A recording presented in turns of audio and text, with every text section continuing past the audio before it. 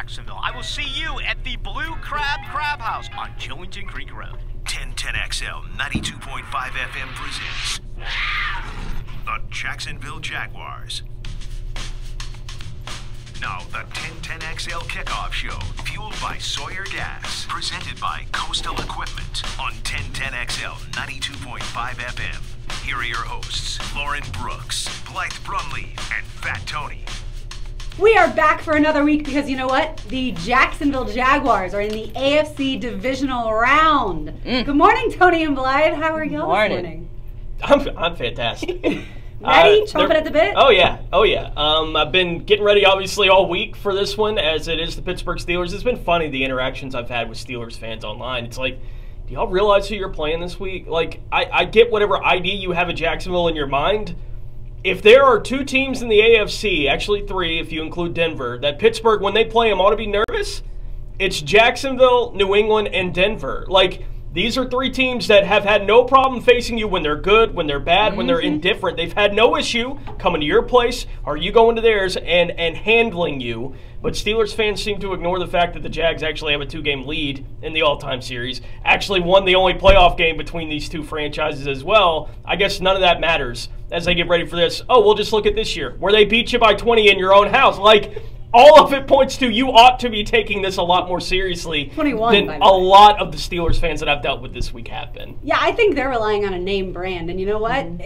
The Jaguars name brand is going to be just as powerful come next year in the eyes of everyone once the Jaguars go out and pick Ben Roethlisberger off several times again today. The Jaguars defeated the Buffalo Bills 10-3 a week ago to advance to today's AFC Divisional round and kick off against the Steelers at Heinz Field at 1 o'clock up in Pittsburgh with a trip to the AFC Championship game on the line. Well, just how badly do you want to beat the Steelers, who seem to be kind of overlooking this Jaguars team? And I know that they've said some comments, even Le'Veon Bell, you mentioned earlier before we started the show about his tweet last night, sort of looking ahead towards a matchup with the Patriots, and what they don't, I don't know if they're just blindly looking past the Jaguars or if they're just that ignorant to the fact that the Jaguars historically, even though that they have a bad record, Tony mentioned about overall with the Jaguars 13-11 against this franchise, have won the only playoff meeting these two teams has ever faced off against each other, and this is a rematch 10 years later in the making, despite everything that's gone on between these two franchises in between that time. I've heard a couple different media members from Pittsburgh talking about this week. From what I can tell in the locker room, they're not overlooking this game at all.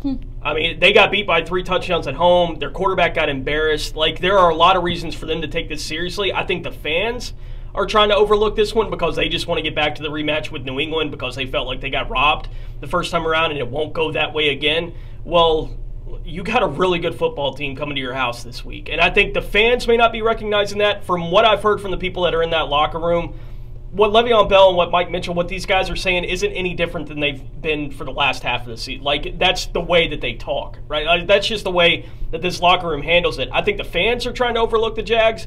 I think in that locker room they're taking this game deadly serious because they realize how just dangerous this defense specifically is that's coming into their house. And I think the Steelers are tired of being second rate to the Patriots, and they see the Patriots go out last night and like clockwork whoop up on a team in the Titans. That was beautiful. And I think the Steelers are just, at this point, trying to show the world that they are number one. I do think that there are some issues, though, between Le'Veon Bell talking about a franchise tag, how he won't play under that next year. All of this coming out, a few days before this playoff game. Right, and then he, of course, tries to correct it by tweeting out, I'm only focused on the Super Bowl. Sure. Yeah, well, then why are you even talking about your value days before the biggest game for you this season?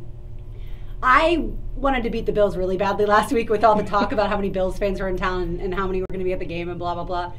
I don't know the last time I've wanted to beat a team this badly. It is in my blood to, I think, just be kind of anti-Pittsburgh in general because it's like, the northern steel town, they think they're better than you. No, we are a beach town, and we have a much better football team than you do. You may have stars, but so do the Jaguars. See, I'm not as nervous about this game as I was last week, and I think it's sort of it's sort of similar to the players because you sort of seen them on the field almost a little nervous, especially Blake Bortles. Definitely. But now that they've sort of just shook those first game jitters off. I think that this week it's much more of a confidence. It could be a blind confidence on my part, but I feel pretty confident that we're going to win this game. You're kind of playing with house money to a large degree. Last week you lose to Buffalo. That's embarrassing. I mean, there's no other way to say it's embarrassing. If they lose last week at home, it's their first home playoff game in 18 years. The entire country is only talking about Buffalo getting ready for the game. Like, Jacksonville would have just been swept to the side like they have been for the past 20 years.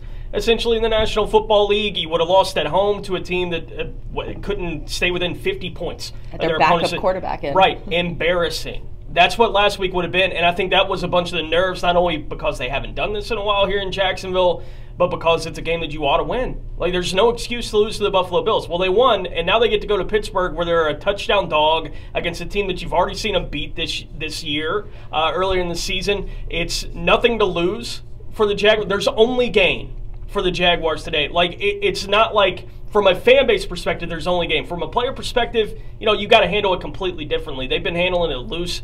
It felt like they were loose last week, but then they played tight.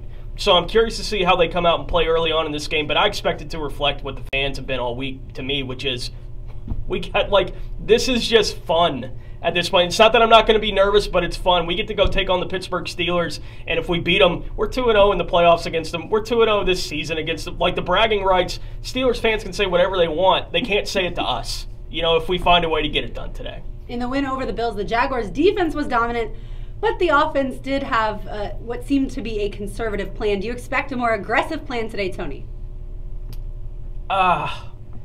Yes, but I don't know that I expected to be all that much more effective. Like, I heard a lot of people complaining last week about the play calling. You got to take shots downfield, and I get it. I thought it was too conservative early on in that game. I also think that last week, if your game plan was we're going to throw it downfield, and all you would have done is watch Blake Bortles throw it 20 yards incomplete. He stank.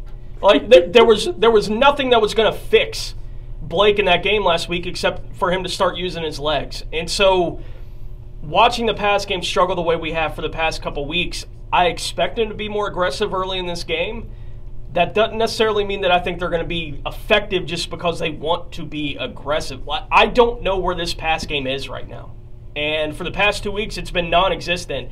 So to expect that they're going to go into a game and be like, well, they're going to be more aggressive early, that doesn't fix anything. That just means you're trying to throw the ball early. Doesn't mean that you can do it any better than you've done it, right? It just means that I expect them to try to do it earlier than we saw them do it last week in a game against Buffalo, where I think they thought they could win 3-0. Like, if that's the way they needed to win, they could win that game 3-0 if it came to it. They know they can't do that against Pittsburgh, so yeah, I expect more aggression. Where this passing game is at this point is anybody's guess. And the run game, too. The run game has been non-existent for a few weeks now. In the first meeting between these two teams, Roethlisberger did throw 5 interceptions. Blythe, do you expect Big Ben to get rattled again today? No, rattled to where he's throwing 5 picks? No, because I think that that's sort of an anomaly on the season. But I do expect him to. I expect that Pittsburgh offense to have a couple turnovers because this Jaguars defense is that good. I expect them to create a couple different turnovers.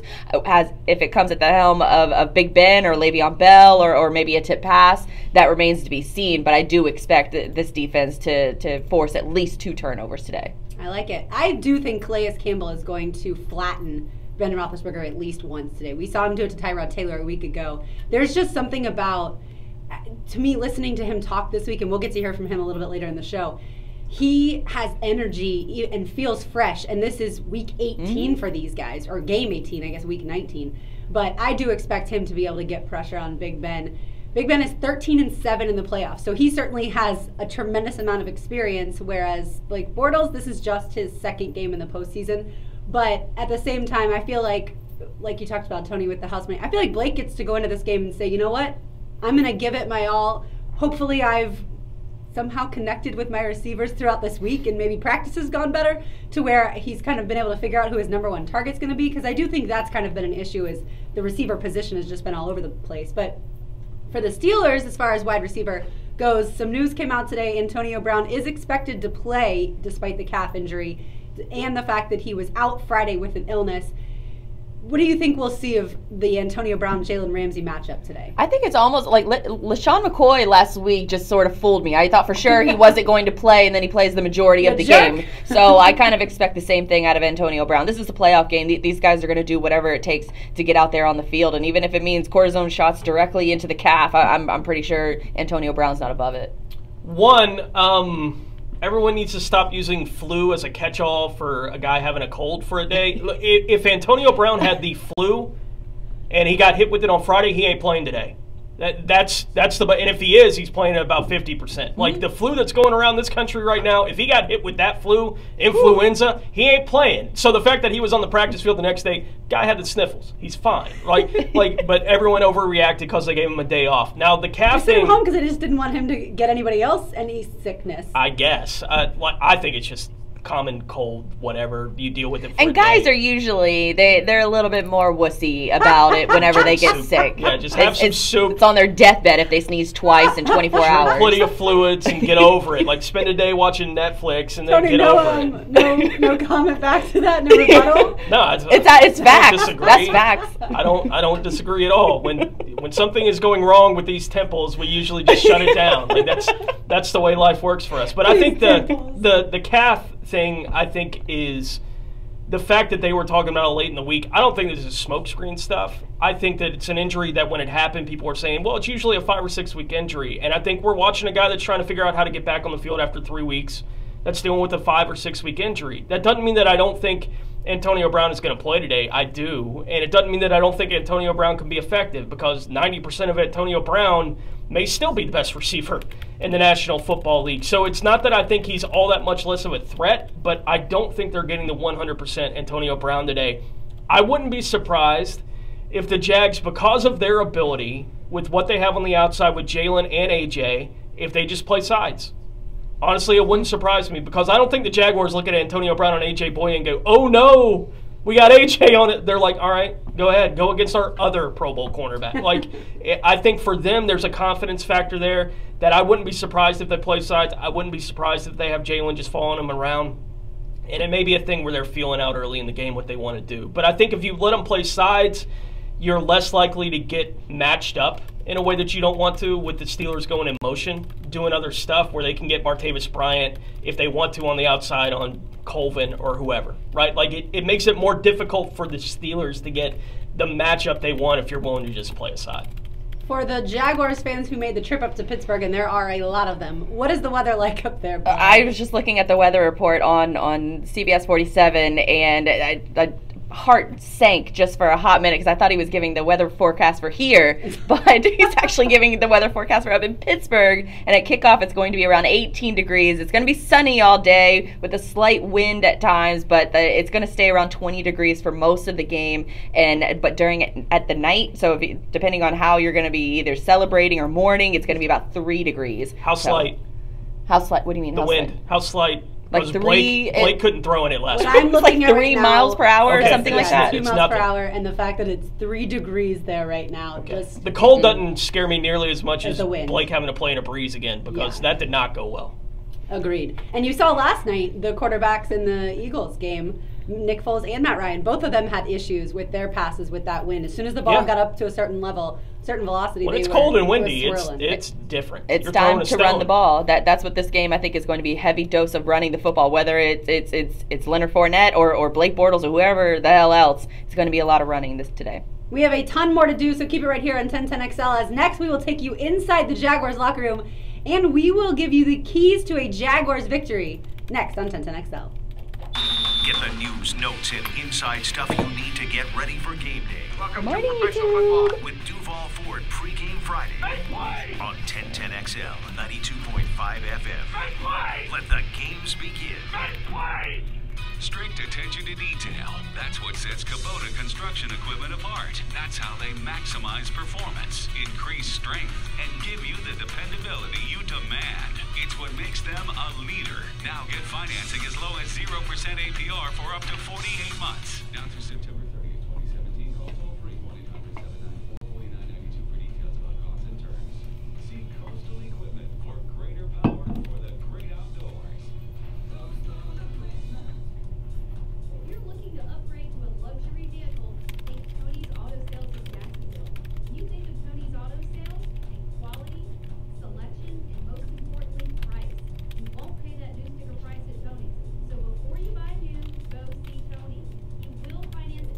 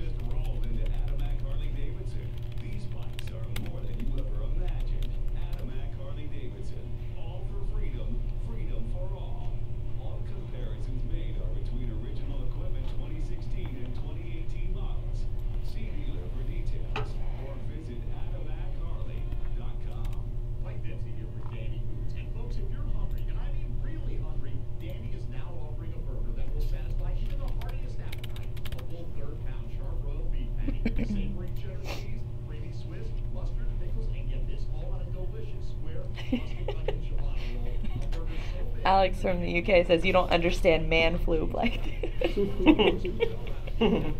He called into our show Friday. Oh, we're trying hard to get that Antarctica guy on the phone. Oh, yeah. Oh, yeah. That's one of the 2 continents we don't have yet. Yeah. What happened to you guys just didn't hear anything back? I don't know.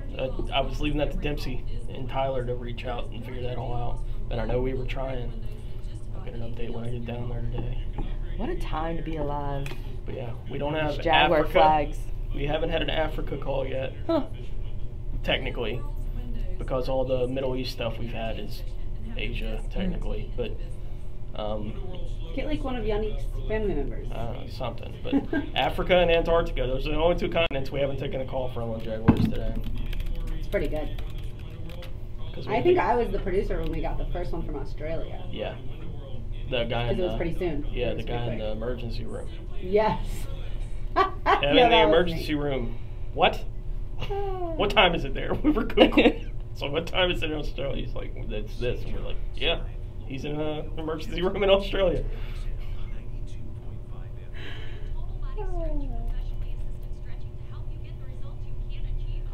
Yeah, we had the guy in Shanghai earlier. Oh, I did last hear that month. one.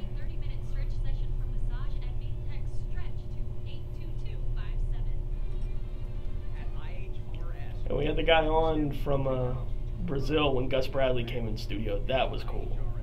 Yeah, that's right. Like, we were planning on getting Gus in, and the guy from Brazil just happened to be on the phone when Gus walked in. And we were like, come, Gus, sit down for a minute. So there's this Jaguars fan in Brazil that all of a sudden the head coach is like, hey, man, what's going on? That's awesome. And he's just like, you can hear him like half freaking out on the other end of the phone. It was great. Did Gus got extended, didn't he? Yeah. In San Diego? Yeah, 3 years. LA, but yeah. City. Oh, damn. It's going to take a while. Everybody Yeah. knows it.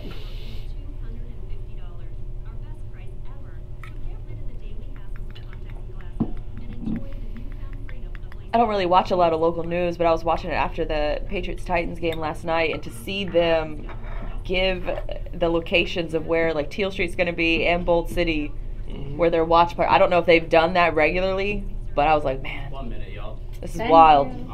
It's wild to see where this fan base has come from and where it's at now. I saw Vito tweeted out something this morning that for the playoff game today, that 14% of the ticket sales for the Steelers game were from the state of Florida. Oh, that's awesome. Like, I don't know how much of that is Steelers fans Right. going back up too, because there's so many of them, but Do you have sound clips? yeah. Okay. Like, for the Tennessee game last night, that number was 6. Damn. They probably knew they were going to get blown the fuck out. Frauds. And tickets are still going for under $70. You can still get Makes- in to the game today for under $70. Dang. That was one question that I have for Pat is, are you surprised the tickets are so cheap? 15 seconds. That's wild. It's the cheapest ticket of all this weekend is Jaguars Steelers. Carried away on the 1010XL text line, driven by Duval Ford, 641-1010. Share your opinion with 1010XL.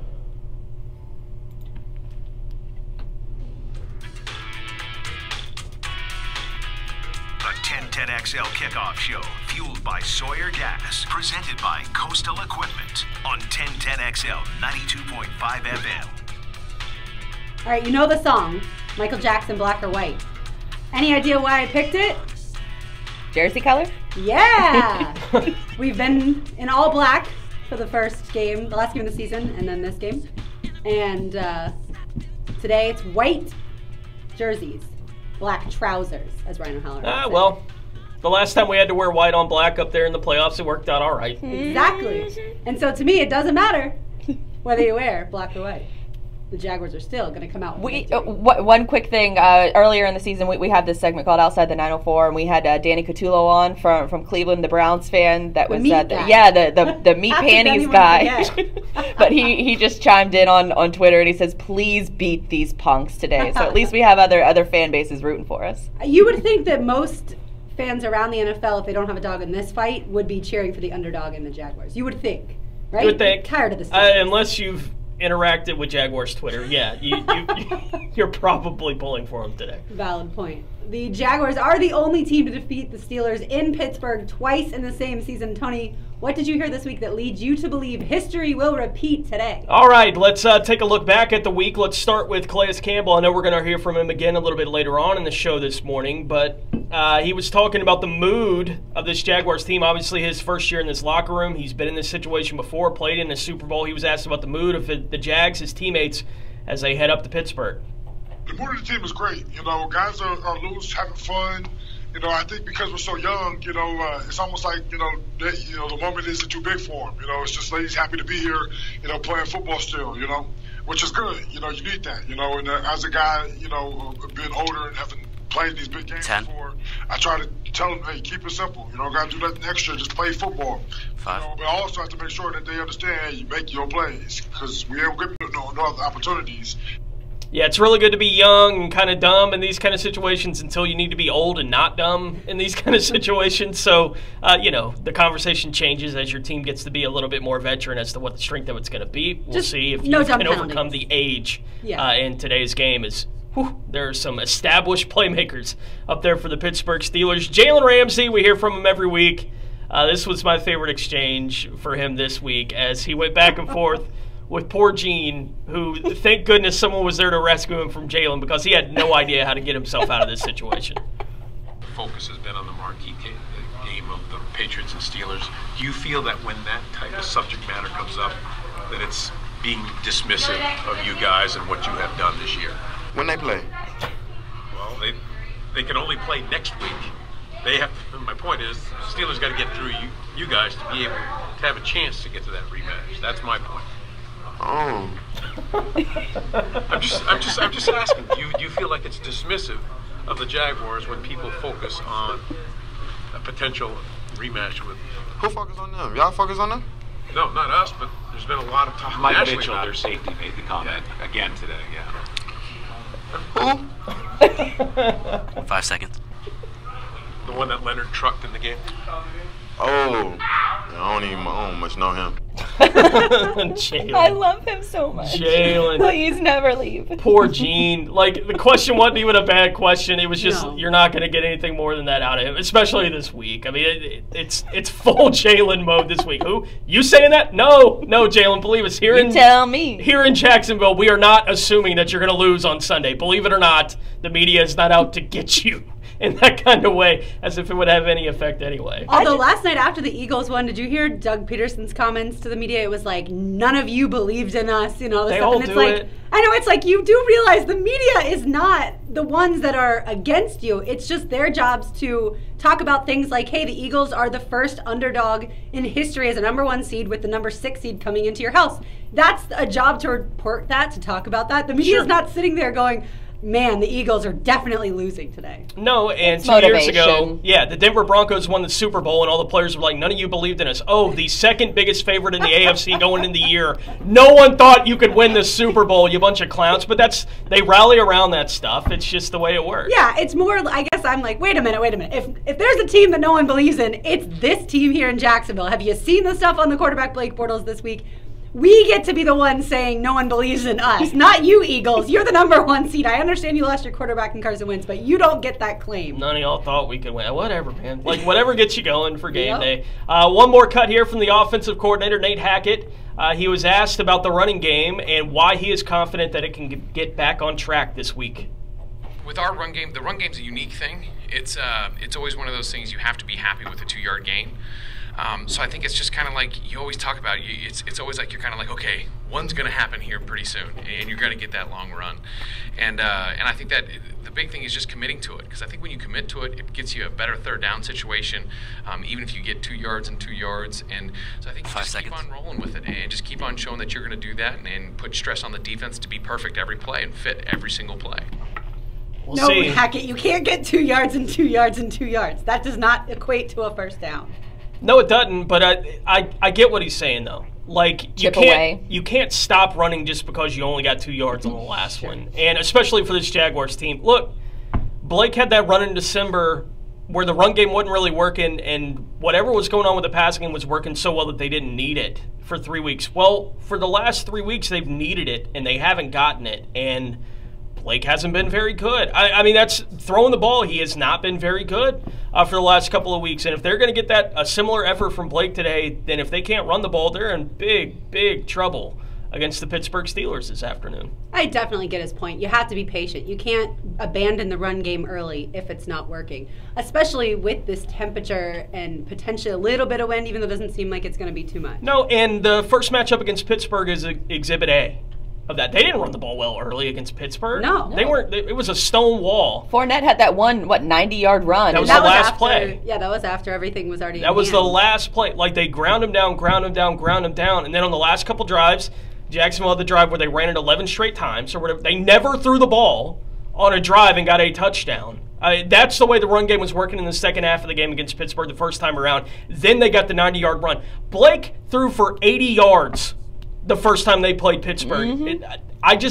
I don't see the running game in a place right now where they can get that kind of effort from the pass game and win today. I expect it to be better than that today, but if they get that kind of effort today, they're in big, big trouble. Well, I mean, you say that, but against the Bills last week, playoff game, against the Steelers earlier in the year, Blake threw for 100 yards in both of those games. We both came out with a win. So I think that's still encouraging, and I think that Blake can still be that quarterback that sort of, you look at last week's game, and the passing game wasn't there in the first half, so he started to make some move with his legs in the second half, and I think it's going to take a lot of that today. Yeah, I definitely think you're going to see the game plan with Blake using his athleticism and mobility today, because that puts pressure on the Steelers' defense to then be wary of not just the run game with Fournette, or if Ivory's in there, or Corey Grant if he gets used some today, but also obviously Blake as a threat as well. How do the Jaguars defeat the Steelers? Blythe, give us your first key to a Jaguars victory. Well, that's one of them, is to get aggressive on offense and have Blake throw more on first downs. And if it's there, take the ball and run if it's there. I mean, it's easier to get it. I think Blake said in the press conference earlier this week that if he can get 10 yards with his legs, go ahead and take it. So I think stay aggressive on both sides of the ball, specifically with offense. I did think last night that would be helpful for the Titans to be able to beat the Patriots, is using Mariota and his legs. You saw it a little bit early, and then he's not enough to and he's really the only thing that team, him and Delaney Walker, they're really the only things that the Titans have going for him. And you knew that they wouldn't be able to cover Gronkowski, but that's neither here nor there. For the Jaguars, convert on third downs. The Jaguars were 2 of 12 last week against the Bills. That's not going to get it done to beat the Steelers. The Jaguars have got to also stay out of third and long situations. That's where it gets really dicey for this football team. Tony? Couple of numbers here for me. Love numbers. And if the Jags hit these numbers today, I think they win the game. 165. If they can rush for 165 as a team, I think they win. If they hold Le'Veon Bell under 125 combined, I think they win today. Because I think Antonio Brown is going to be limited to some degree. He caught the ball 10 times the first time these two teams played because they completely abandoned the run. They were actually running it okay against the Jags the first time around, but they abandoned it and kind of panicked. It was weird. Like what the Steelers did the first time around is weird. Like well, they're an emotional team. Yeah, but I don't think it's happening that way again. Like based on everything I've heard coming out of the locker room this week, I don't think you're going to rattle their cage that way again. This week. It's really hard to do, but that doesn't mean I don't think the Jaguars can win today. I think 125 for Le'Veon Bell. That's the number. If they can hold him under that combined, then I think the Jaguars win today. If they rush for over 165, I think they win today. I think it's a tall task. Both those numbers are difficult, and it's a difficult game to win. It's not that I don't think I think it's worse than 50-50 for the Jags today. The Steelers are a favorite. They should be the favorite. Today they're at home. Yeah, they've been there. They've been experienced. They know what this is like. Like there's all those things. Doesn't mean I don't think the Jaguars are going to win it. I'll get to my pick later on in the show. But I think those numbers are difficult to get to. I think if they get either of those numbers, they win the game. I think there's obviously room for them to win it without hitting those kind of numbers. But I think if they get either one of those numbers, they win today. In the Jaguars' 6 losses this season, they've let the opponent rush for an average of 150 yards. So yeah, I'm right there with you. If they allow Le'Veon Bell to even get that 150 number, it's probably over, or a combination. All right, Blythe, number 2. I mentioned staying aggressive on offense. I also think they should absolutely stay aggressive on defense, specifically in the secondary, because when Big Ben is facing a number 1 passing defense, he's 1-3 in the playoffs with 4 touchdowns, 11 interceptions, and a passer rating of 69.8. I like it. I do think that when he gets back in shotgun and he surveys the field with no one open and those pass rushers coming at him, that's when you are going to see mistakes made. He's going to probably not target Jalen Ramsey, but everybody else can catch the football too on that defensive side. And this defense can get pressure with 4 guys, and they don't have to blitz in order to get to Roethlisberger, but I do expect them to mix in a bunch of different looks for Big Ben today. And this has to be kind of fun for defensive coordinator Todd Wash to just be able, you know, that you get to do anything. Pick your poison. Like, you get to, if you want to disguise pressure, fine. If you want to send the house, you get to do whatever you want, and you know how talented your unit is. All right, for me, I will go with my final key. The Steelers have the worst red zone defense at home in the entire NFL, allowing opponents to convert 88% of their red zone opportunities to touchdowns at Heinz Field. So if the Jaguars get in the red zone, they've got to convert and get the touchdown. No field goals if you're in the red zone. You've got to get the touchdowns. I also do think special teams are going to play a huge role in this game today, especially with that cold. Anything else from the two of you as far as a Jaguars key to a Steelers victory? Oh, special Jaguars, teams. Sorry, keys to a Jaguars victory over the Steelers. Let me rephrase. Special teams is scary. Really, the only time we've seen the Jaguars special teams be really good this year is in games where they're blowing somebody out. I mean, that's the truth. Like, they were miserable against the Rams. Yeah, we've seen them come up with play. They had the one play against the Chargers, right? Like they needed it because offensively they were bad that day against the Chargers here at home. They needed that run from Corey Grant to win that game eventually. But outside of that game, when the special teams has been good, it's been when they're up 20. There hadn't been a lot of close games where special teams has been a difference maker for this football team, and if they have been a difference maker, it's been negative. Which is why, you know, when you look at special teams rankings heading into the postseason, and a lot of people had the Jags ranked last, I was like, I don't know if that's unfair. Like, in big moments in games, this is not a group that's done very well to this point this year as far as, you know, creating impact plays. Lambeau, the guy's made 95% of his kicks, and it's every time I watch him go out there and I'm not nervous about him kicking, I'm like, why did this take so long? Like, every time I'm like, why did this take so long for somebody to see that this was an issue for a football team that's going to have to rely on winning close football games? But they've got it fixed. We'll see. The special teams being an impact position, though, scares me. I do think that a lot has been made over this past week of the inexperience and the versus experience of the Steelers team. And I think the inexperience actually helps this Jaguars team because that they faced off against the Steelers back in week 5. They have that they're, you know, there's 22, 23-year-old guys that have that cocky attitude now. And after they had, you know, the first week or the first playoff matchup last week against the Bills, they've shaken off a little bit of those jitters. And now they're just going in and they're just hungry and they're just ready to eat. And I think that the inexperience is going to play a huge role positively for this team. We mentioned Antonio Brown is banged up. Tony, who else is banged up today? The personal injury attorneys of Farah and Farah present this injury update. Farah and Farah, protecting you and your family since 1979. Antonio Brown, the only Steelers player officially on the injury report as questionable with that calf injury, but again, he is expected to play today. For the Jags, Blair Brown with the ankle is questionable. He was able to participate on a limited basis late in the week. It looked bad. Midweek, he showed up on crutches in the Jaguars locker room, but it looks like he may be able to give it a go. Telvin Smith was limited this week, but it looks like he's going to play. Paul Leslie was limited this week, but it looks like he's going to play this week. Donald Payne was limited this week, but it looks like he's going to play. The moral of the story being, I don't know how healthy the Jaguars linebackers really are coming into this game and going up against Le'Veon Bell. That could be an issue. If you're not healthy at the linebacker spot with having to cover him and defend the run. Jadon Mickens, the only other Jaguars player officially on the injury report, questionable with that hamstring injury. He left the wild card game last week. And speaking of special teams, I'll be honest with you, when Jadon left the game last week, I breathed a sigh of relief. I'm not even – the way that he fielded the first couple punts, I was like, oh, yeah. Hold on. Like, this is way too big. You can feel that this is going to be a one-score game. It can't come down to this. After the week before, he had made the worst play I've ever seen a punt returner make. I've never seen anyone make a worse play than Jadon, and I love the guy. Love him. And great story. If he gets out there and has the opportunity today, I hope he redeems himself and makes a big play.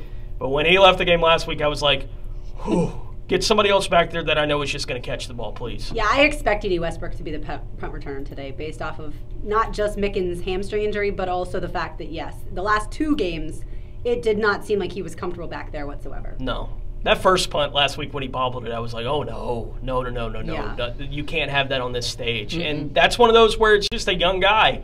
I really think, like, because you saw it week 17 and you saw it in the playoffs, it may just be too big for him right now. And that's something that the coaching staff needs to figure out and recognize if that's what's going on with Jadon and get somebody else out there. We'll see. We shall see. We are fired up, and we have some motivational speeches for the Jaguars. I hope they're listening. And we know you are. Keep it right here on 1010xl. You never have to miss an interview Did you on see 1010xl. the Jaguars? If you do, The Star Wars parody of Jaguars? No, What? No, you gotta watch it. Like right this second, stop what you're doing. Go to my Twitter feed. You're gonna get so hyped from it. I can't believe you haven't seen it. I didn't see it. This is Barry Rainey, General Manager of Sawyer Gas. I want to thank all our valued customers for their business. Here at Sawyer Gas, serving our customers in a safe and responsible manner is our top priority. We're proud to be a part of the local community and participate in the many activities that support local charities and organizations that improve the neighborhoods where we work, live, and I feel like you need like a private moment to watch it. Like it's that good. I feel like, no, you gotta watch it several times. It's that good. Has so many fresh ingredients in their fajita bars and burritos. There was a proposal at the Iceman game last night. On the ice. Weren't they super, like, not super, well, kind of old?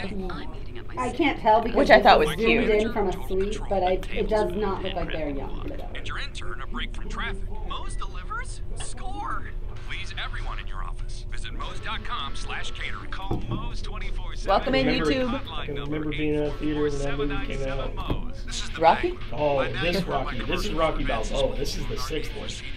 And like I was enjoying it so much, like it might have been the second best movie in the series. Like, it was that good. The 6th one might have been? Wow. What's the best one? The first one I assume? Yeah. Okay. But it was so good. And then it got to that speech, I was like, holy cow. Like, I was like, this is going to be played 8 billion times from here through eternity. Like, this is the motivational speech of motivational speeches. Like, immediately when I saw it, and sure enough. Was there a motivational speech in Karate Kid? Free carpet No, installation. he just did the karate, like, Yeah. he just did the hand thing. Includes clearing out furniture, He gave him ripping like out old the carpet, sage hauling it away, even carpeting Yeah. stairs with no hidden fees.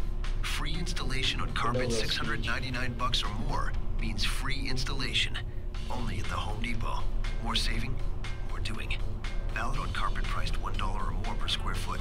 Especially items Okay, Brian made doesn't agree with me separately. on this, but I told him I'm annoyed by how many of the news people, not sports people, are like almost like staking claim into the Jaguars now. The Duval till we die, when they yell Duval, I cringe. I cringe. Like, I would have been fine with it if every other year they had little clips of themselves saying "Go Jaguars." Yeah. It shouldn't take the fact that the Jaguars get into the playoffs for you to support the hometown team. But that's exactly what happened. Like, they didn't have any Jags gear on last year or the year. You know what I mean? Like, you guys don't get to just all of a sudden be like, "Oh, go Jags!" Like now, you should. I mean, I assume you were probably a fan before. And, Yeah. But still. Like, Well, most of them, they don't even live, like, That's true. Curtis, I think, is the only one that I think that, as, you know, been here for a significant amount of time, is a legitimate fan. But everybody else, when they start yelling like "dude," or it's so awkward. And I'm like, you guys gotta practice this. Like, who gave this the green light to say, like, yeah, that's the one that we're gonna use? It's so cringy. I mean, they, you know, it's a news story. The Jaguars being in the playoffs is a news story. I'm like, that's fine, and they can do all the news stories. It's just this whole, like, I feel like they're jumping on the bandwagon, and it's so obvious because we're seeing it. They didn't do any of this last It's like their fresh Jags gear, and I'm like, did you really buy that, or did, you know, some personal assistant go buy that for you? When you hurry into the New Year's sleep sale going on now. I'm like, you can get on the bandwagon, but you gotta be like the 10th wagon. You can't be on the front ones. You gotta be on the back ones. And, you know, I shouldn't criticize them because maybe they wanted to do Go Jags last year. Maybe their news director was like, you know, It's still so... in shirts. Are you kidding me with that? Oh my god. Stolen snake. I bet it, did it bite him? That's obviously karma. If you steal a snake, the snake's gonna bite you. It's just a python or something. Is she pregnant too? And she's holding her stomach like she's pregnant. Probably got a baby on the way to sell that snake. Get some diaper money. Way to wear a crop top when you're pregnant. What is happening? This is Florida. Go catch a snake, idiot. They're free in the wild. Okay, and even that, like, it's Jaguars at Steelers, so it shouldn't be Steelers versus Jaguars. Yeah. That makes it look like it's a home game. Like, all this stuff annoys me. They should do better. It does say versus, but the Jaguars should be a away team. If this was a soccer game, they got it nailed. Yes, you're right. Nailed it. And I've also, for some reason, had this, like, this is really a pet peeve, but I like Jaguars versus Jags. I like Jags for a while, but for some reason now that they're winning, I want it to be the Jags. They are the Jaguars. I want it to be the Jags. When somebody hashtags Jags, I'm like, fake. Jaguars. You knew. You must be new around here. Thank you for hating on the rest of the world. I can't remember ever hashtagging Jags. Yeah, it's always Jaguars. For you people. On 1010xl. This is the 1010xl Kickoff Show, fueled by Sawyer Gas. Presented by Coastal Equipment on 1010xl 92.5 FM. Since 2004, the Steelers have a losing home record against only the Patriots and the Jacksonville Jaguars. Yet most people don't think the Jaguars have a chance to win this ball game today. So we are going to give the Jaguars some extra motivation, even though I think they're plenty motivated. We're just going to probably do this for ourselves and our own enjoyment and the enjoyment of the listeners. Blythe, get us started. My motivational speech that I picked, and there were plenty to choose from. I almost went with Lord of the Rings, Aragorn's speech at the very end at the Black Gate in Return of the King, but I thought that's probably not mainstream enough for this audience. And it's about, saving the man. The not this day all speech. Of mankind is basically on the line there at the Black Gate. We tried to keep it a little less dramatic. So, a little less dramatic. So I went to Al Pacino in Any Given Sunday. I don't know what to say, really. 3 minutes to the biggest battle of our professional lives. All comes down to today. Either we heal as a team, or we're going to crumble. Inch by inch, play by play, till we're finished. We're in hell right now, gentlemen. Believe me. And we can stay here, get the kicked out of us, or we can fight our way back into the light. We can climb out of hell, 1 inch at a time. Now, I can't do it for you. I'm too old. I look around, I see these young faces, and I think, I made every wrong choice a middle-aged man can make. I pissed away all my money, believe it or not. I chased off anyone who's ever loved me. And lately, I can't even stand the face I see in the mirror. When you get old in life, things get taken from you. That's part of life. But you only learn that when you start losing stuff. You find out life's this game of inches. So is football. Because in either game, life or football, the margin for error is so small. 1/2 a step too late or too early, and you don't quite make it. 1/2 second too slow, too fast, you don't quite catch it. The inches we need are everywhere around us. They're in every break of the game, every minute, every second. On this team, we fight for that inch. On this team, we tear ourselves and everyone else around us to pieces for that inch. We claw with our fingernails for that inch. Because we know when we add up all those inches, that's gonna make the difference between winning and losing. Between living and dying. I'll tell you this, in any fight, it's the guy who's willing to die who's gonna win that inch. 1 minute. And I know if I'm gonna have any life anymore, it's because I'm still willing to fight and die for that inch. Because that's what living is. The 6 inches in front of your face. Now I can't make you do it. You gotta look at the guy next to you. Look into his eyes. Now I think you're gonna see a guy who will go that inch with you. You're gonna see a guy who will sacrifice himself for this team. 30. Because he knows when it comes down to it, you're gonna do the same for him. That's the team, gentlemen. And either we heal now as a team, or we will die as individuals. That's football, guys. 10. That's all it is. Now, what are you gonna do?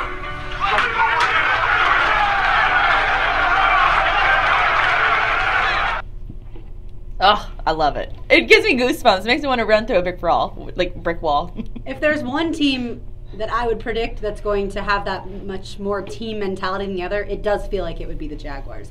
These guys went through the most difficult training camp in the NFL probably, and they have kind of grown together as a team. They are very young, and it took some leaders coming from the outside to really develop them into this world-class defense, this elite defense. But it does feel like, to me, the Steelers are much more individuals than the Jaguars are the team. It's a family. Yeah, a couple things here. All right, one, that is the best moment of a very bad movie.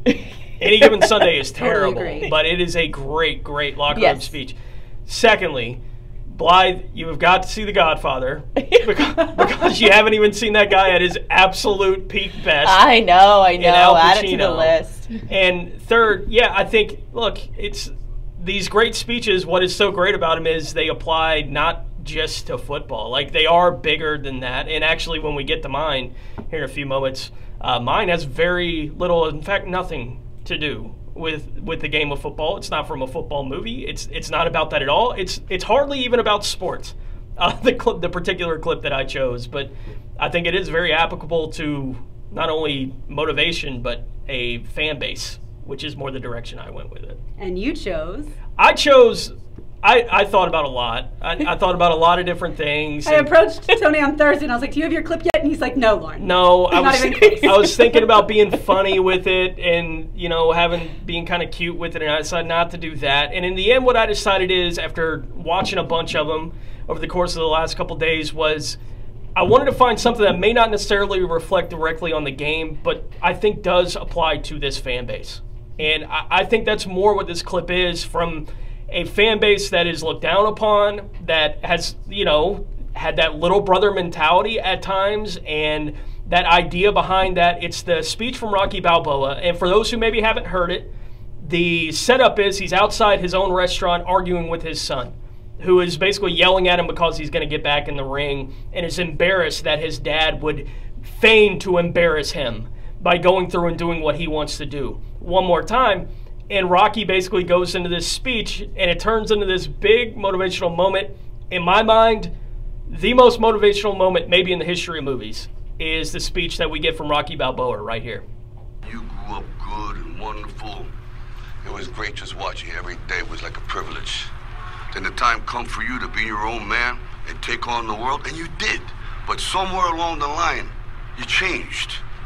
You stopped being you. You let people stick a finger in your face and tell you you're no good. And when things got hard, you started looking for something to blame, like a big shadow. Let me tell you something you already know. The world ain't all sunshine and rainbows. It's a very mean and nasty place, and I don't care how tough you are, it will beat you to your knees and keep you there permanently if you let it. You, me, or nobody is gonna hit as hard as life. But it ain't about how hard you hit. It's about how hard you can get hit and keep moving forward. How much you can take and keep moving forward. That's how winning is done. Now, if you know what you're worth, now go out and get what you're worth. But you gotta be willing to take the hits. And not pointing fingers saying you ain't where you wanna be because of him or her or anybody. Cowards do that, and that ain't you. You're better than that. I love it so much. Like, if Rocky could just follow me around, oh my goodness. Like, I've thought about it, it's like, I could write a book about the ways in my life that Rocky has inspired me. Like, just the story of Rocky has inspired me, and that he could come up with that 6 movies in. Maybe the most motivational moment in the series is 6 movies in when he's talking to his full-grown kid about how winning is done. It stuck with me from the moment that he gave it.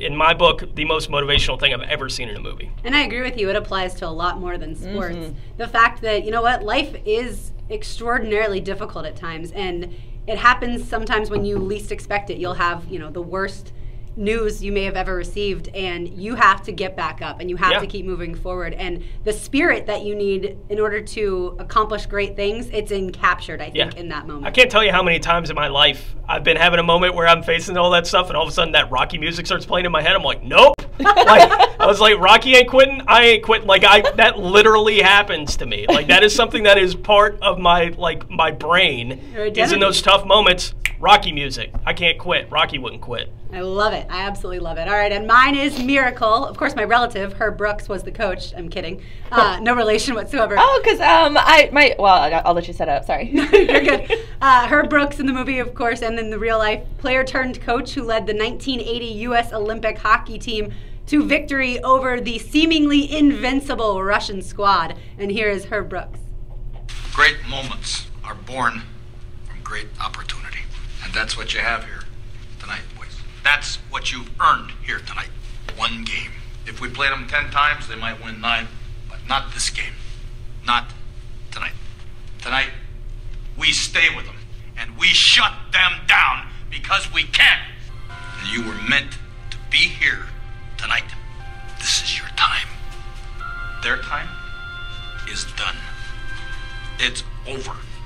I'm sick and tired of hearing about what a great hockey team the Soviets have. Fine. Screw them. This is your time. Now go out there and take it.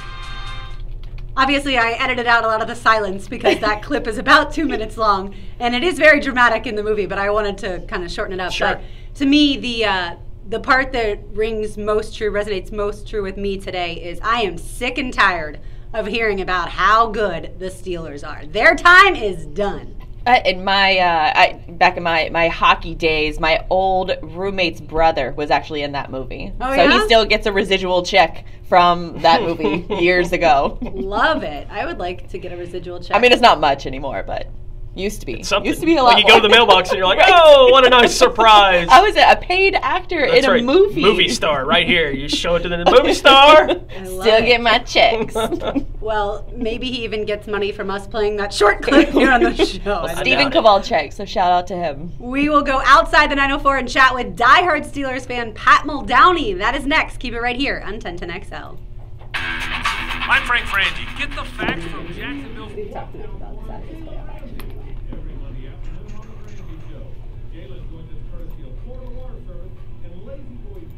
Yeah, you got to go see Tone Down.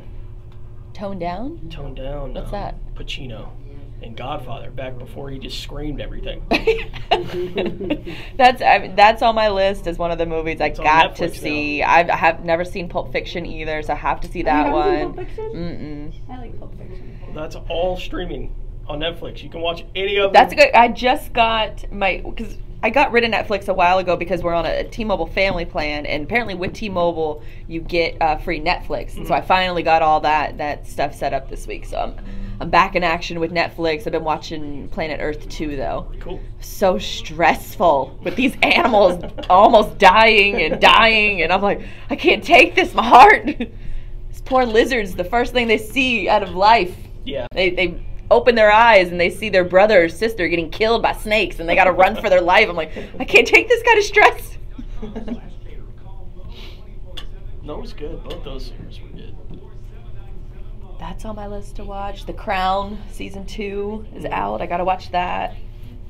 What am I watching? I don't even know what I'm watching.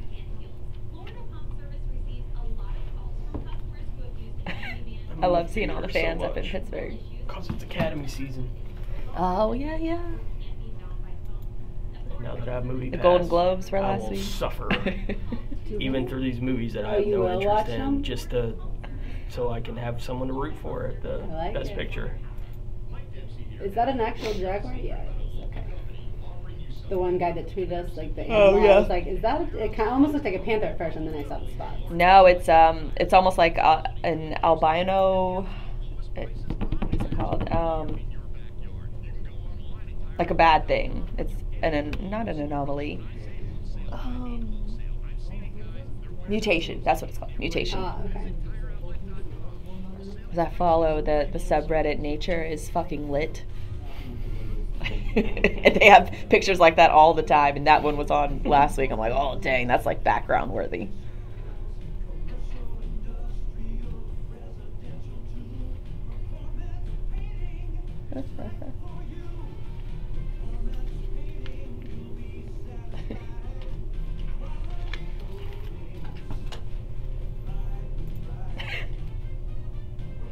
Atlanta sports is just Cleveland sports with a Waffle House.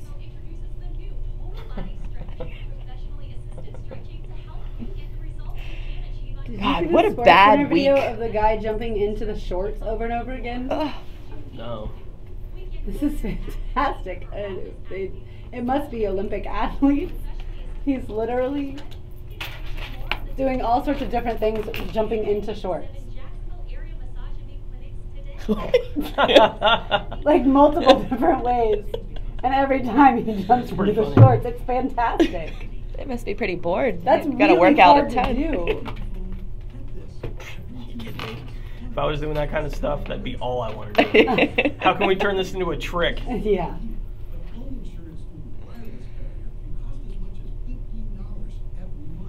Oh my gosh. Do that constantly. Everything I ever do, like, it gets turned into a competition with my friends. Did Frank send his normal tweet out? 1010 sent one out. Yeah, but that one's just, Yeah. huge. But I need him to do that for superstitious sake. Johnny Johnson likes your clip. Yeah, I know.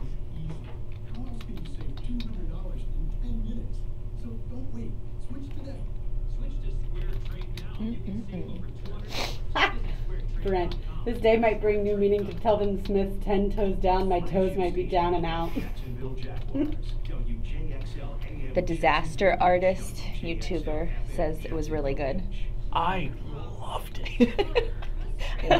I've been saying phrases like Tommy Wiseau for like a week and a half. Like, I can't say do it without saying it like that because of that movie. And it's driving my friends crazy.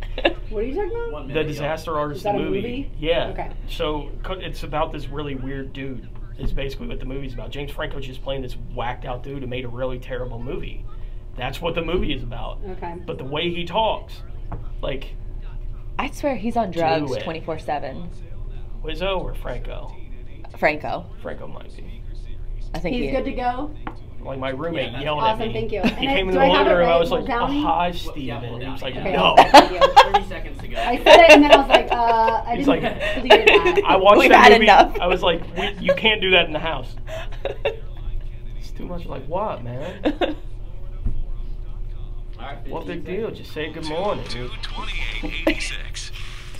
Kick off your week with Breakfast with Boselli, Tony Boselli, and Chef Pross. Breakfast with Boselli is brought to you by Carlson Enterprises, Jacksonville's first choice in roofing. Monday morning at 8:15 on 1010XL. Game day is underway. The 1010XL Kickoff Show, fueled by Sawyer Gas, presented by Coastal Equipment on 1010XL 92.5 FM. Here in the studio, it's about 74 degrees. Blythe, what's the temperature up in Pittsburgh? Is it about 70 degrees colder right now? Oh, just a tad, just a smidge colder. At kickoff, it's gonna only be 18 degrees, but the low today up in Pittsburgh is going to feel around 3 degrees with a slight wind chill, and it's gonna stay around 20 degrees for the entire game. But whether you're tailgating or celebrating or mourning after the game is over, you're gonna want to do more than just layer up. I think maybe like insulate your entire body in saran wrap or something. It's the only thing that works. Well, we will head up to the cold weather now as we chat with Pat Muldowney. Time now for Outside the 904. Wonder what the other guys are doing at their tailgate? Let's go outside the 904 with Blythe. When you think about historic teams in the NFL, the Steelers are one of the first to come to mind, but since the Jaguars came into the league, they've been quite the nemesis, boasting an overall series record of 13-11 and winning the only previous matchup 10 years ago in Pittsburgh. Joining us now to talk about this playoff matchup and more is the man in charge of the Ringer Social, Pat Muldowney. Now, Pat, home playoff games are a bit of a normal thing for Steelers fans, but for someone who's never experienced it, what's game day like at Heinz Field? Is a playoff game any different than a regular season game? It's definitely different, and it doesn't even, it's not even just at Heinz Field. It kind of starts the second that you wake up. Like you said, I'm with the Ringer now, so luckily, I'm living out in Los Angeles, and I think it's going to be like 65 today, and I'm not going to be dealing with the 18-degree temperatures back home. But the thing about the playoffs is the second that you get through, when you have, especially in a year where the Steelers have a bye, when you get through that wild card weekend, the next day, and this is really sort of a week-long extravaganza. I'm sure Jacksonville has been the same over the last few weeks. Everywhere you go, it's nothing but people in Steelers gear. It doesn't matter if you're going to the grocery store, to the office, to church.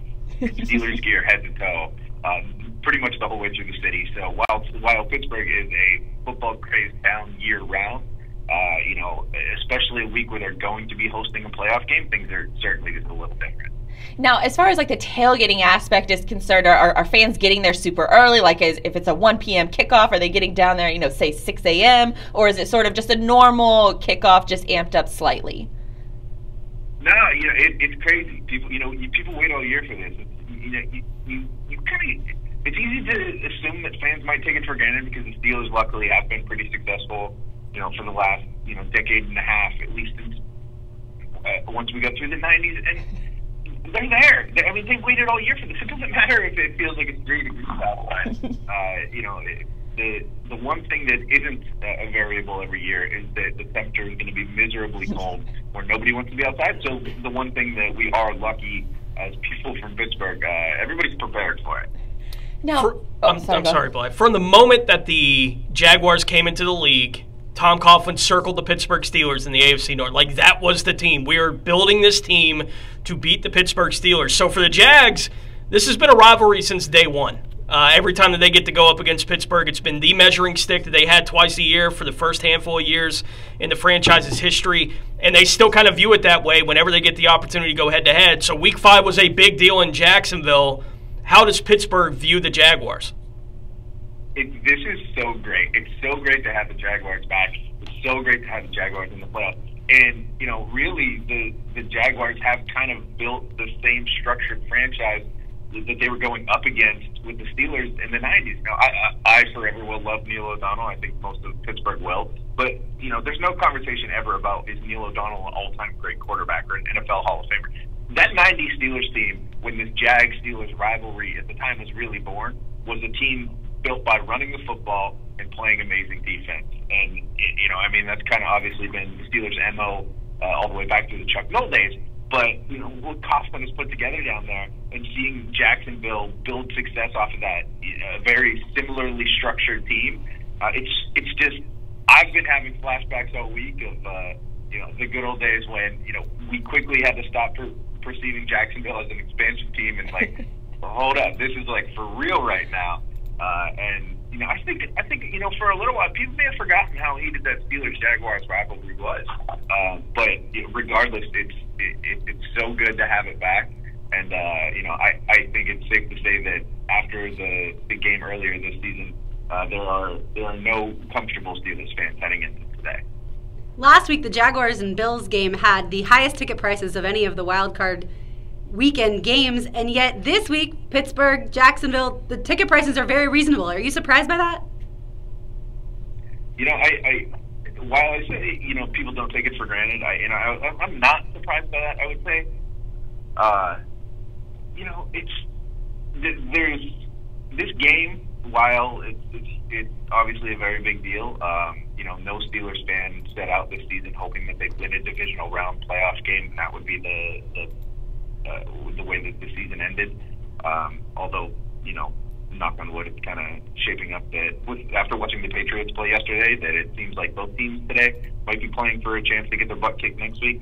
But I'm not surprised. I get Jacksonville's been a while, and not to mention, from what I saw online, it seems like whether or not they went to the game, the entire city of Buffalo flew down to Jacksonville for a few days to escape the winter vortex that they were living through in New York. Pat, there's a group of Jaguars fans up in Pittsburgh for the game, and early reports are sort of that Steelers fans are quite friendly despite the perception. Is this a normal perception that Steelers fans are actually nice? I'm actually very surprised, pleasantly surprised to hear that. I will, I think perceptions do kind of get run away, especially today with the, social media culture that we have. I say that as a guy that has built a career in social media. But, every Bills fan doesn't jump through tables, but that's all that you see. And I've seen far too many videos of people, decked out in black and gold that haven't exactly been welcoming to fans, opposing fans when they travel to Heinz Field. So, it's still early. I don't know, it's 9 a.m. in Pittsburgh right now, so, fingers crossed that we can hold that level of decency throughout the day. The first time around, obviously, it played out the way it did. The Jags pick off Ben Roethlisberger 5 times. Steelers didn't get the run game really going. It felt like they abandoned it early in that first contest, but didn't really get it going. They wind up losing by 3 touchdowns at home. What do you expect the game plan to be from the Steelers, especially offensively, coming into this one today, given the way that Week 5 played out? What a billion-dollar question. I don't know. I think the one thing that I've, circled in on, is having watched, what have we seen now, 6 playoff games over the last 8 days, is expect the unexpected. It sounds like the weather's going to be terrible. When you look at Blake Bortles and Ben Roethlisberger, obviously you assume, I think fans of both teams would assume that the Steelers likely have the advantage in the passing game, but if it's going to be terribly cold, if the winds are going to be as bad as they are, we'll never know how healthy is Antonio Brown. We don't know. It sounds like he's going to play, but are we getting 50%, 80%, 100%? So I think the Steelers are going to have to rely on running the football and, not letting the Jaguars' run game do to them what it did when they faced each other earlier this season. How has the Steelers' defense been since middle linebacker Ryan Shazier went out with a spinal injury? Oh, man. They've been removing the emotions of what happened to Shazier and, just seeing that process since that day. If you were just to tell me you would take that defense that the Steelers had that was playing at a pretty high level this season and you would remove him from it, just under that perspective only, I would say this defense has really, not just held strong, but really come together. And they've been solid. They've been incredible. I think they performed much better than any of us ever could have expected they would without their leader out there on the field. Pat Muldowney from The Ringer is joining us now on Outside the 904. And Pat, there seems to be pockets of Steeler fans all over the country. Why do you think that they A, travel so well, and B, have so many pockets of fans all over? I think there's 3 parts to this. One, I lived up in the New England area for a while before I moved out to California. And everywhere I go, I find Steelers fans, and I'm so pumped because I'm like, yo, I'm not from here either. What part of Pittsburgh are you from? And they're like, oh, no, I'm not from Pittsburgh. I just, kind of grew up a Steelers fan. And one thing I learned is, people of, my parents' generation, in the 70s, it was pretty much, from what I can understand, everybody either decided I'm a Cowboys fan or I'm a Steelers fan. There were the 2 teams winning the Super Bowl nearly every single year. So they both kind of developed this national fan base. I think that is sort of at the core of the beginning of it. I think the second part of it is, I love Pittsburgh and it'll always be home. But, there's a ton of people that decide I don't want to stay here for my whole life. And, I think there's certainly... there have been droves of Steelers fans that have moved to Florida over the course of the years. I think the first Permane brothers, which is like the spot in Pittsburgh that ever existed outside of the central Pittsburgh location, was down in Fort Lauderdale. So it's just, I think those are kind of the 2 main parts of it. But the third part of it is, man, if you lived in Pittsburgh and the Steelers had a road game in San Diego in November, wouldn't you look for any excuse to fly out of the cold and head out to Southern California for a game? Absolutely. Absolutely. As a fan, of this football team, again, knowing the way that things played out in Week 5, do you worry at all that your offensive coordinator and quarterback might actually be arrogant enough to try to air it out against this secondary again? It's not a fluke, my man. I mean, I know it was 5 interceptions the first time around. This defensive backfield is not a fluke. We are begging you guys to challenge this secondary today. Of course I'm worried about that. I'm terrified about that. That's all I've been thinking of for the last 2 weeks. There was far too many fans were excited last week. They were like, oh, the Chiefs lost, the Steelers get the Jaguars lost. They're like, oh yeah, but there's no way that can happen again. I'm like, that can definitely happen again. It wasn't 5 fluke interceptions.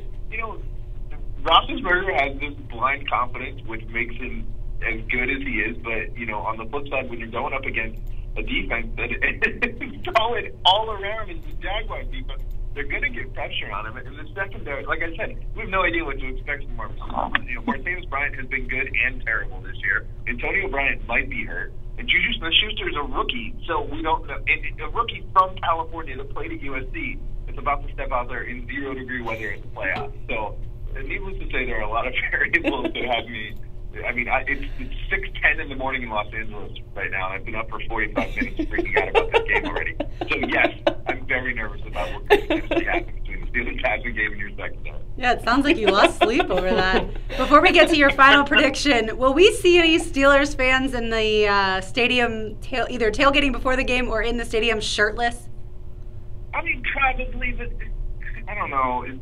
If you guys know anybody in Pittsburgh, call them and put the clothes back on. It's just dumb.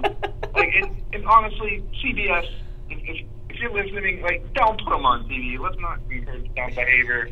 All you're saying is, look how drunk this guy got before he came into the game, and he took his shirt off, and now he's probably suffering from hypothermia, and his kids are going to see it, his kids' friends are going to see it, and they were like, oh, wasn't that your idiot dad at the stadium yesterday with his shirt off? Yeah, they're going to do it, but stop doing it. Just snowballs. Just snowballs from there. All right, Pat, final score prediction for this game. Oh, this is so hard. Assuming Jacksonville puts up one defensive score after what we just discussed, I do think the Steelers find a way to get through this. I just, for my soul, I need another chance for the Steelers to take out the Patriots. By all means, not that I'm looking forward to that. I just felt sick watching New England all day yesterday. But I'd say, Steelers 23, Jags 17. I think it's going to be a close game. I think it's a one-possession game in the fourth quarter, and really at that point, it's kind of a toss-up. But fingers crossed for my sake, for the idiots with their shirts off up in Heinz Field. Fingers crossed the Steelers will pull it out. Well, definitely appreciate you getting up early to chat with us today. So big thanks to Pat for joining us on Outside the 904. To see more of his work, follow the Ringer social media accounts and his own personal account at Pat Muldowney. Thank you again. Enjoy the sunshine. Thanks a lot, bud. Thanks, guys. All right, as breaking news happens, we like to let you know Matt Patricia, the Patriots defensive coordinator, is expected to be named Lions head coach. Wow. Patricia has been the defensive coordinator for the Patriots since 2012, so he is moving on up and out. I wouldn't be surprised if also the Patriots lose their offensive coordinator in Josh McDaniels at some point. Rolling out the red carpet. Yeah, maybe Indianapolis, which would be not something I would like to see from a Jaguars perspective, pairing McDaniels with a potentially healthy Andrew Luck. But we'll have all of the offseason to talk about that. Next, we will chat with Hayes Carline as we go behind enemy lines, and we will hear his one-on-one with Jaguars All-Pro defensive end Calais Campbell. That's next on 1010xl. After the game, join Hacker and He was great. He was great. And I thought about it as I said, let's go up to the cold. I was like, he's not in the cold, but whatever. I already said it. Yeah. I don't want to be like, actually, correction, let's go out west. Never mind. I do remember him saying, he tweeted about it a couple weeks ago, and he was like, so we're definitely all, talking about his Steelers fans, he's like, we're definitely all rooting for the Bills, because he did not want to face the Jaguars again. I wouldn't either if I was them. Like, at least he's a realistic. It did not seem like it was 6 a.m. for him. Like, it did not. I mean, granted, he said he'd been up for 45 minutes to kind of, wake up, but still, he was jovial. What I saw when I first woke up at 5 a.m. I always check all of my social media, and I went and looked. Well, that's when the alarm first goes off. I do hit snooze a couple times. Holy cow! What time do you actually get out of bed? I got up at like 5:45, 6. Oh, okay. Yeah. You're a long snoozer. Yeah, I hit snooze a few different times, but I checked it, and he had followed me on Instagram like an hour beforehand. So for him to get up at 6 a.m. after going to bed at whatever time out in LA, like wow, that's. I'm a no snoozer. Me too. Which drives me crazy Super Bowl week. Because Dempsey's like a 5 snooze guy. Oh. So as soon as the alarm goes off, I'm like, I'm wide freaking awake. Not me. He just bam. I cannot. Like, what is the point of going back to sleep for 8 minutes? Right. I don't know. It's just 8 more minutes. And it's interrupted too, because it's 8 minutes. You wake up. You have to you probably only fall back asleep for like 2 minutes in reality, and then the alarm goes off again. I hate getting up putting my feet on the ground in the morning is the hardest task of the day for me. See, I drink so much water overnight. Like, I wake up and drink water throughout the night. Like, especially when it's hot, I'm thirsty, and then when it's cold, the heat like makes me thirsty. So by the time my alarm goes off, which I don't really even need an alarm most days, but by the time it goes off, I really have to pee. So then it's easy. I'm like, okay, I'm out. Yeah, I haven't heard my alarm in 2 weeks. Yeah. I've been awake before my alarm. Yeah, I don't need an alarm. Even today, I woke up 2 minutes before my alarm. I was like, all right, I'm up. Well, the earliest I have to be here is 9 on Mondays. I don't need an alarm to be at work at 9. And the other days, I don't have to be here at any time. So I don't even need an alarm. It's usually like an hour before the alarm. That's aggravating. Yeah, that's usually, I usually set it. I'm like, okay, I need to walk out the door by 7:15. That means I need an hour to get ready. And I was like, and that means I need an hour for the snooze and just the wake up process, get coffee and all that stuff. Yeah, that hits the spot. 1010xl, 92.5 FM. My name is Dr. Jonathan Greenberg. Stop what you're doing because what I'm about to say will improve the quality of your life. CYPPAH.com. That's CPOP. I did do that rewatch with the fans on Friday. That was fun. Oh, I did hear that you were doing that. I meant to join along, but I was going to that Gilbert's place on Friday night. Yeah, it was a good time. That's cool. A lot of things about that game I'd forgotten. What was the biggest thing? The list of goats for this team was long. Goats? If As they in had like lost. Like if they hadn't made that play on 4th down, like it was a long list of guys that you'd be like this guy and this guy and this guy and this guy because they had a 21-3 lead. And then they gave up the 18 points. They gave up the touchdown late at the end of the first half, and the second half started with David throwing an inexplicable interception, and that's how the Steelers got back into it at all. Oh, you're talking about the Friday And then Greg Jones dropped a pass, and then he missed the block that led to a 3rd down where they had to punt the ball. Like, there was all kinds of stuff going on. There were drop passes, and then David threw another just terrible intercept. Like, when he let it go, you were like, he's throwing it into quadruple coverage. Oh. There was a rewatch that Jones drew, and the Steelers player who intercepted David Garrett, I'm blanking on his name, but they rewatched it together. Yeah, they rewatched it together on NFL Network, and so that was awesome to watch and to hear their thought process through each play. I mean, it was going to be, like, that day we talk about 2007 in such high regard, it was about 30 seconds away from being the second lowest day in franchise history. Like, it was that close because they had a 3-touchdown lead. A lot of people expected them to win that game, like, even going into it that week. Like, the Jags that year in the playoffs were the AFC team. New England was undefeated, but the Jags were the AFC team that everyone was like, we don't want a piece of that. Yeah, because of the ability to run the ball. Yeah, and they had a 3-score lead. I hate it. And they're turning the ball over, and they can't run the ball. Like, it was like... Was it 4th and 2 that David Garrett had the run on? 4th and 2? Thank you. Awesome. Thank you so much. Yeah, it was fascinating watching and go, my goodness, how different this game would be talked about if not for that play. But they made the play. Rasheen's pick 2. He had 2 of them. Damn, Rasheen had them twice. Oh, damn. Pat's score is exactly... 10 seconds. And you got the Calais Campbell interview, right, Matt? Yes. All right, so thank you. 3:30. 3:30, okay.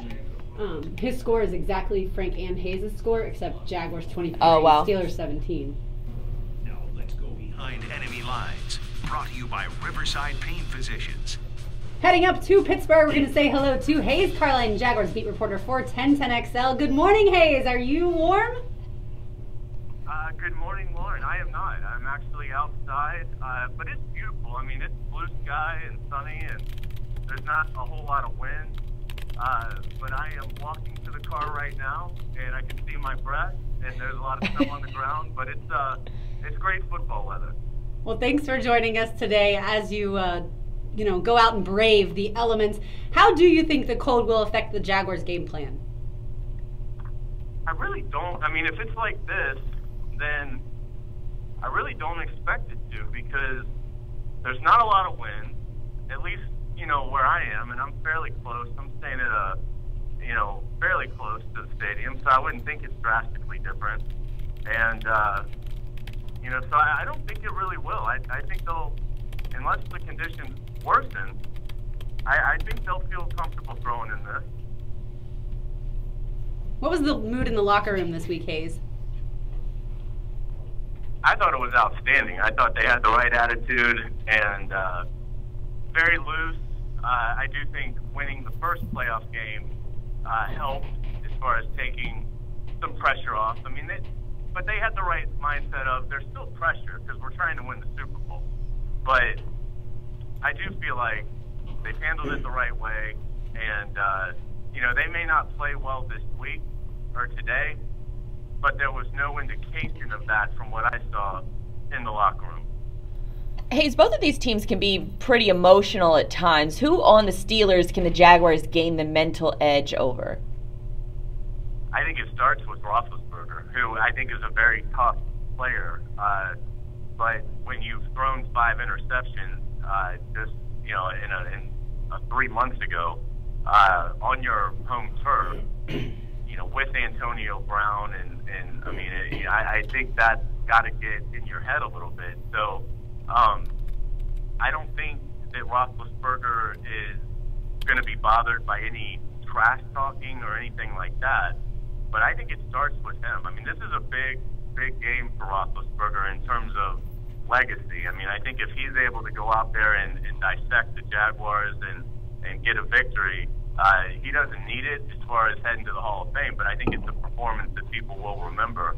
On the opposite end of that, if, he does have a few turnovers today and make some mistakes and the Steelers lose, I think it's going to affect them. I mean, this is the Steelers look at this team as a team that can win the Super Bowl, and it has been a while since they've done that. And they already are looking ahead to, playing New England next Sunday. So I think there's a lot of pressure on this game for Roethlisberger, just, in terms of playing well and not turning the ball over. And that's why I believe that while the Jaguars aren't going to get the 5 interceptions, I do believe that the sack number, which was 2 in the first meeting, is going to, perhaps even triple. I really expect the Jaguars to get somewhere between 5 and 7 sacks today. Look, I think defensively I'm not worried about this football team, and I haven't been for a long time.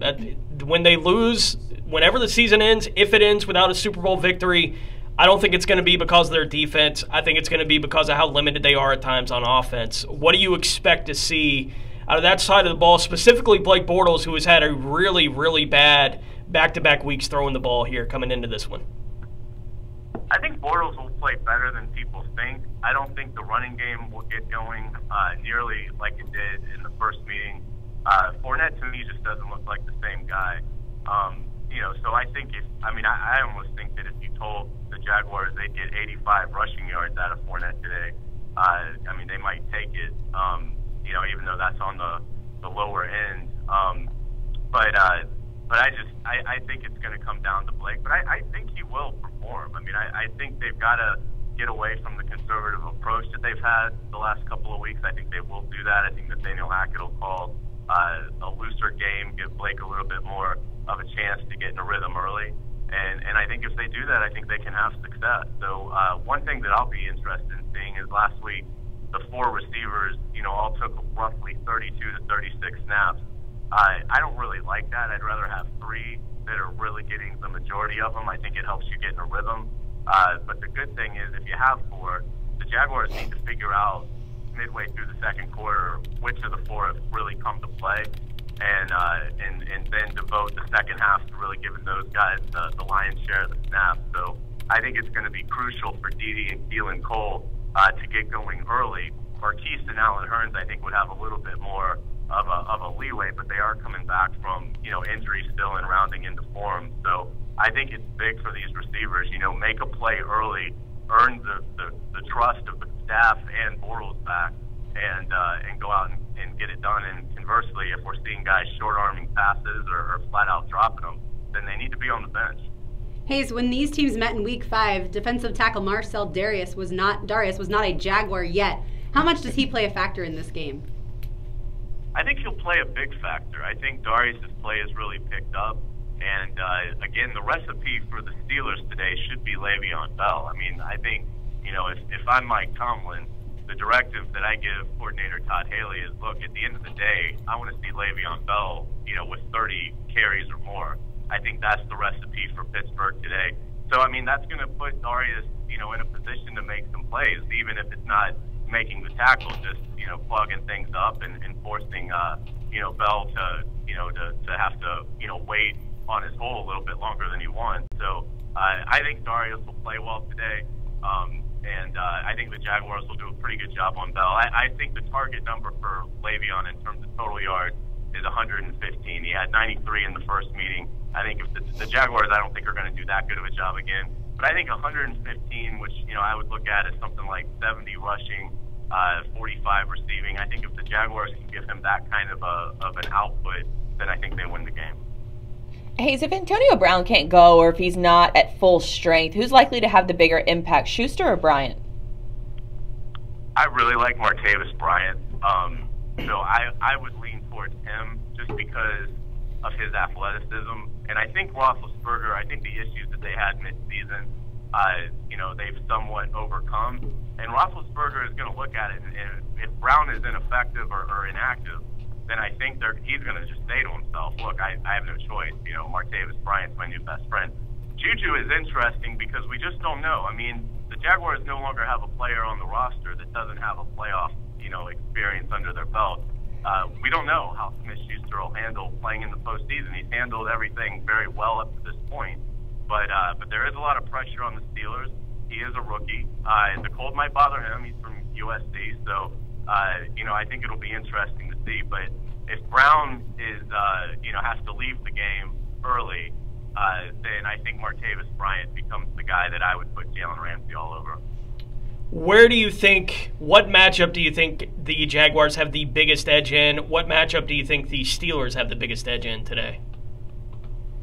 I think the Steelers, it starts with Le'Veon, just because the Jaguars have had trouble with the run at times this year, and he's such an electric player. So, I think the Steelers, are going to look for Le'Veon Bell to get somewhere over, 165 total yards. I think that would be a recipe for a comfortable win for them. For the Jaguars, I think it's as good as the Steelers' passing game is. I do think it's the secondary. I think when you look at Jalen and AJ and Colvin and T. Gibbs and Church, I just think that is a very tough group to throw against. And if Roethlisberger tests them, then I think that invites the Jaguars to the upset because I think we've seen it before. I just don't think they can do it. So I think for the Steelers, it's Le'Veon Bell. I think for the Jaguars, it's if that secondary really does get, 35 passes or more thrown their way. Hayes, you caught up with the first-team All-Pro edge rusher, Calais Campbell. Is he the MVP of this defense? I think he is. His play sort of tailed off in the second half until lately, where I thought he was brilliant against the Bills, played 70 of 77 snaps. So I think you have to give it to Calais. Jalen Ramsey is obviously going to, be an outstanding player for the next, 15 years. But I think for this particular year, because he got it going in week 1, and really it sort of carried it through and then came up so big last week, I think it is Calais Campbell. All right, Hayes, well, stay warm up there and bring home a W. I will do my best. Thanks so much for joining us. That is Hayes Carlite, and here he is with Jaguars defensive end, Calais Campbell. We're pleased to be joined with Jaguars defensive end Calais Campbell here on 1010xl 92.5 FM. Well, Calais, here we are Friday. Just how do you feel like the week's gone? Going fantastic. You know, guys have really locked in and just focused and having fun out here, playing loose. You know, really looking forward to playing on Sunday. Are you happy with the way this team, these young guys, have handled success? Yeah, you know, I mean, you could tell that they're, you know, they feel like they deserve it, you know, which is huge because we work hard. You know, hard work pays off. You know, I really believe that, you know, we believe that we're the hardest working team in football, and that really is a difference in our season. You played 70 to 77 snaps against the Bills. How are you doing? How are you feeling? And are you looking forward to maybe having that opportunity again on Sunday? Yeah, something about the playoffs that make you feel real good, you know. I feel fantastic, you know. I feel fresh, you know. I feel young, you know. I don't know if it's just the playoff mentality or, you know, if I'm just, you know, what I've been doing to take care of my body has really been paying off. I do spend a lot of time taking care of my body, so that probably makes a big difference. But then I just that natural energy you get from being in the playoffs, you know, I feel great. Steelers' offensive line, obviously, highly decorated. You went against them, obviously, earlier in the year. What differences do you see? And obviously, they'll have Gilbert back this time. What kind of player is he? Yeah, they're very, very talented. You know, they 3 Pro Bowlers for a reason. You know, they earned that right. You know, and they're great players. You know, they play well together. You know, they have a great scheme that really fits all their talents. You know, Gilbert is a big, you know, very talented, athletic player. You know, so I'm really looking forward to the challenge. You know, I mean, you want to be the best, you have to beat the best. You know, and they are the best. So, you know, it's gonna be a fun matchup. I mean, we got a lot of great players on our team, a lot of playmakers on our team. So, you know, that's when it matches up well. You know. In addition to the 70 snaps, you made a ton of plays against Buffalo. Do you feel like where did that one rank for you this year in terms of your production? And do you feel like you're playing your best football of the year at the right time? Yeah, you know, I mean, obviously, I was active, you know, but I missed a lot of opportunities. You know, I missed a lot of plays that I normally want to make. You know, so, you know.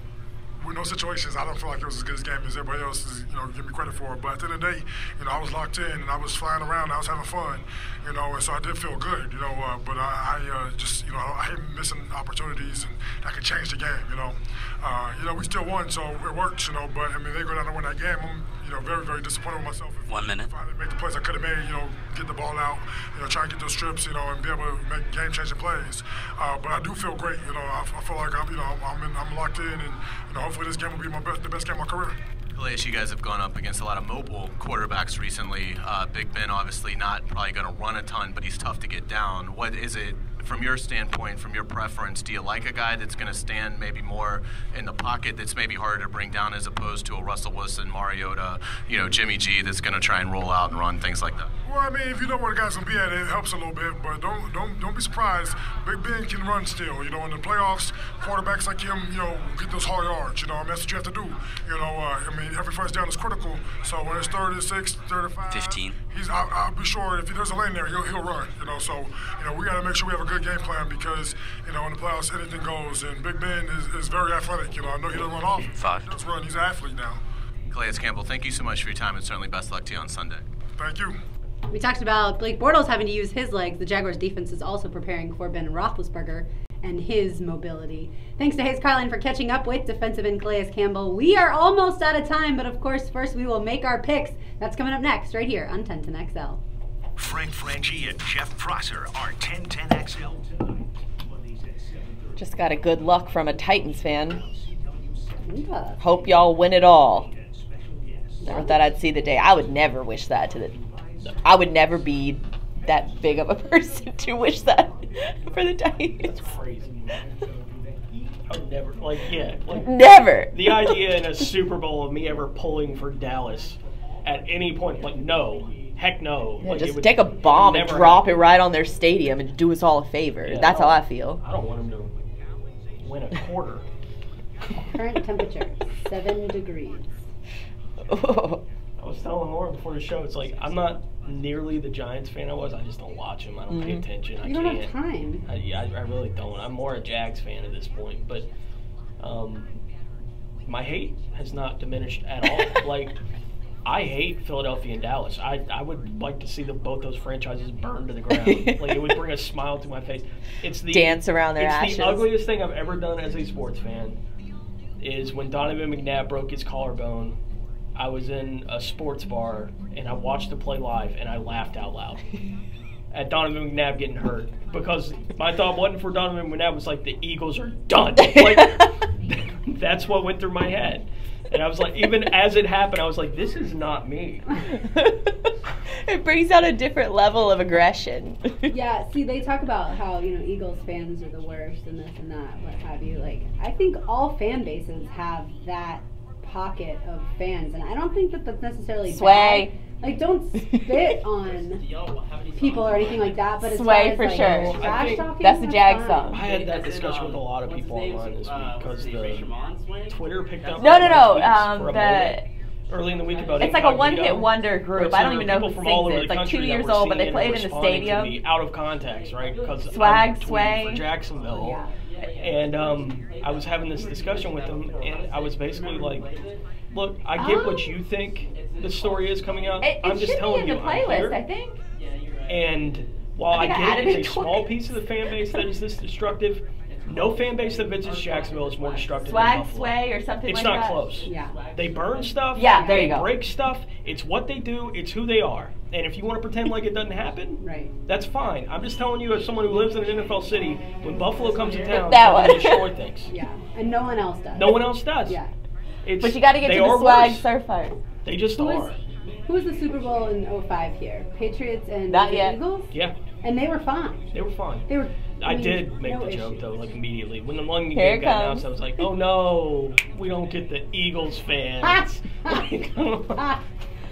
See, I don't. That's a shame. I don't think I mind them, And but I should have made the on-air joke immediately after. I was Yeah, like, "Well, when it's a Super Bowl rematch in London, I don't know how the league feels about that." I like it. There you go. So who do you have? Saints Vikings. I know you didn't make picks, but I would take the Saints. see, Nice. I had to go against the Saints for strategic purposes. But I think I might have gotten the NFC games wrong. I think obviously I got. When the fans Falcons do wrong. that in the stands, I it's don't know awesome. how strongly I feel about that game, but I had the Saints before the playoffs started. Yeah. Winning the NFC. The year the Saints won the Super Bowl, I remember it was like when I first really was starting to pay a lot of attention That to the story NFL. came out this week with Favre talking about that game. It was pretty interesting. Like, Favre was like, well, if that's what a concussion is, I definitely had one in that game. He was like, yeah, my head was ringing. I don't remember things. Like, he was like, I didn't think about it at the time, but yeah, if that's what a concussion is, I was concussed and playing in the And that NFC was Championship wrapped up game. into how he doesn't want his grandsons to play football, right? He wants them to play golf. We also made, like, I mean, it was a Favre play, so how many times has Favre thrown a concussed interception? But that throwback over the middle, it was so bad. Matt, I'll throw it to our picks here, as you probably saw. I'll throw it to our picks. Okay. I want to have a discussion before we get to the Minnesota that picks. Yeah. I hate when we come back with the picks, and so it's this Long, we build talk. this crescendo Yeah. to the picks, and then it's like, okay, now we have 10 more minutes to talk about stuff. Well, we've already made our picks, so there's that. Sharon Stone looks amazing. I'm just looking up 1 to see minute her to go, face y'all. right there. Look at this Bortles graphic. That's fantastic. Is that fire behind him? Yeah. It's the Ringer's article about him.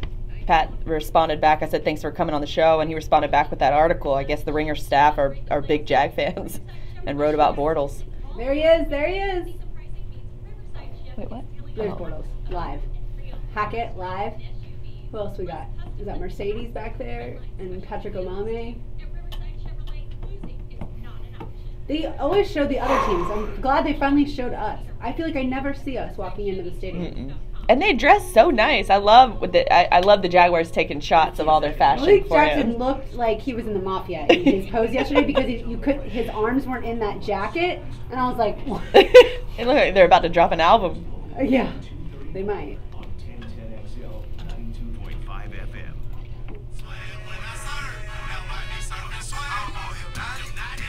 This is the 1010XL Kickoff Show, fueled by Sawyer Gas, presented by Coastal Equipment on 1010XL 92.5 FM. One of the reasons I love doing this show is it helps the time go by before kickoff. Definitely.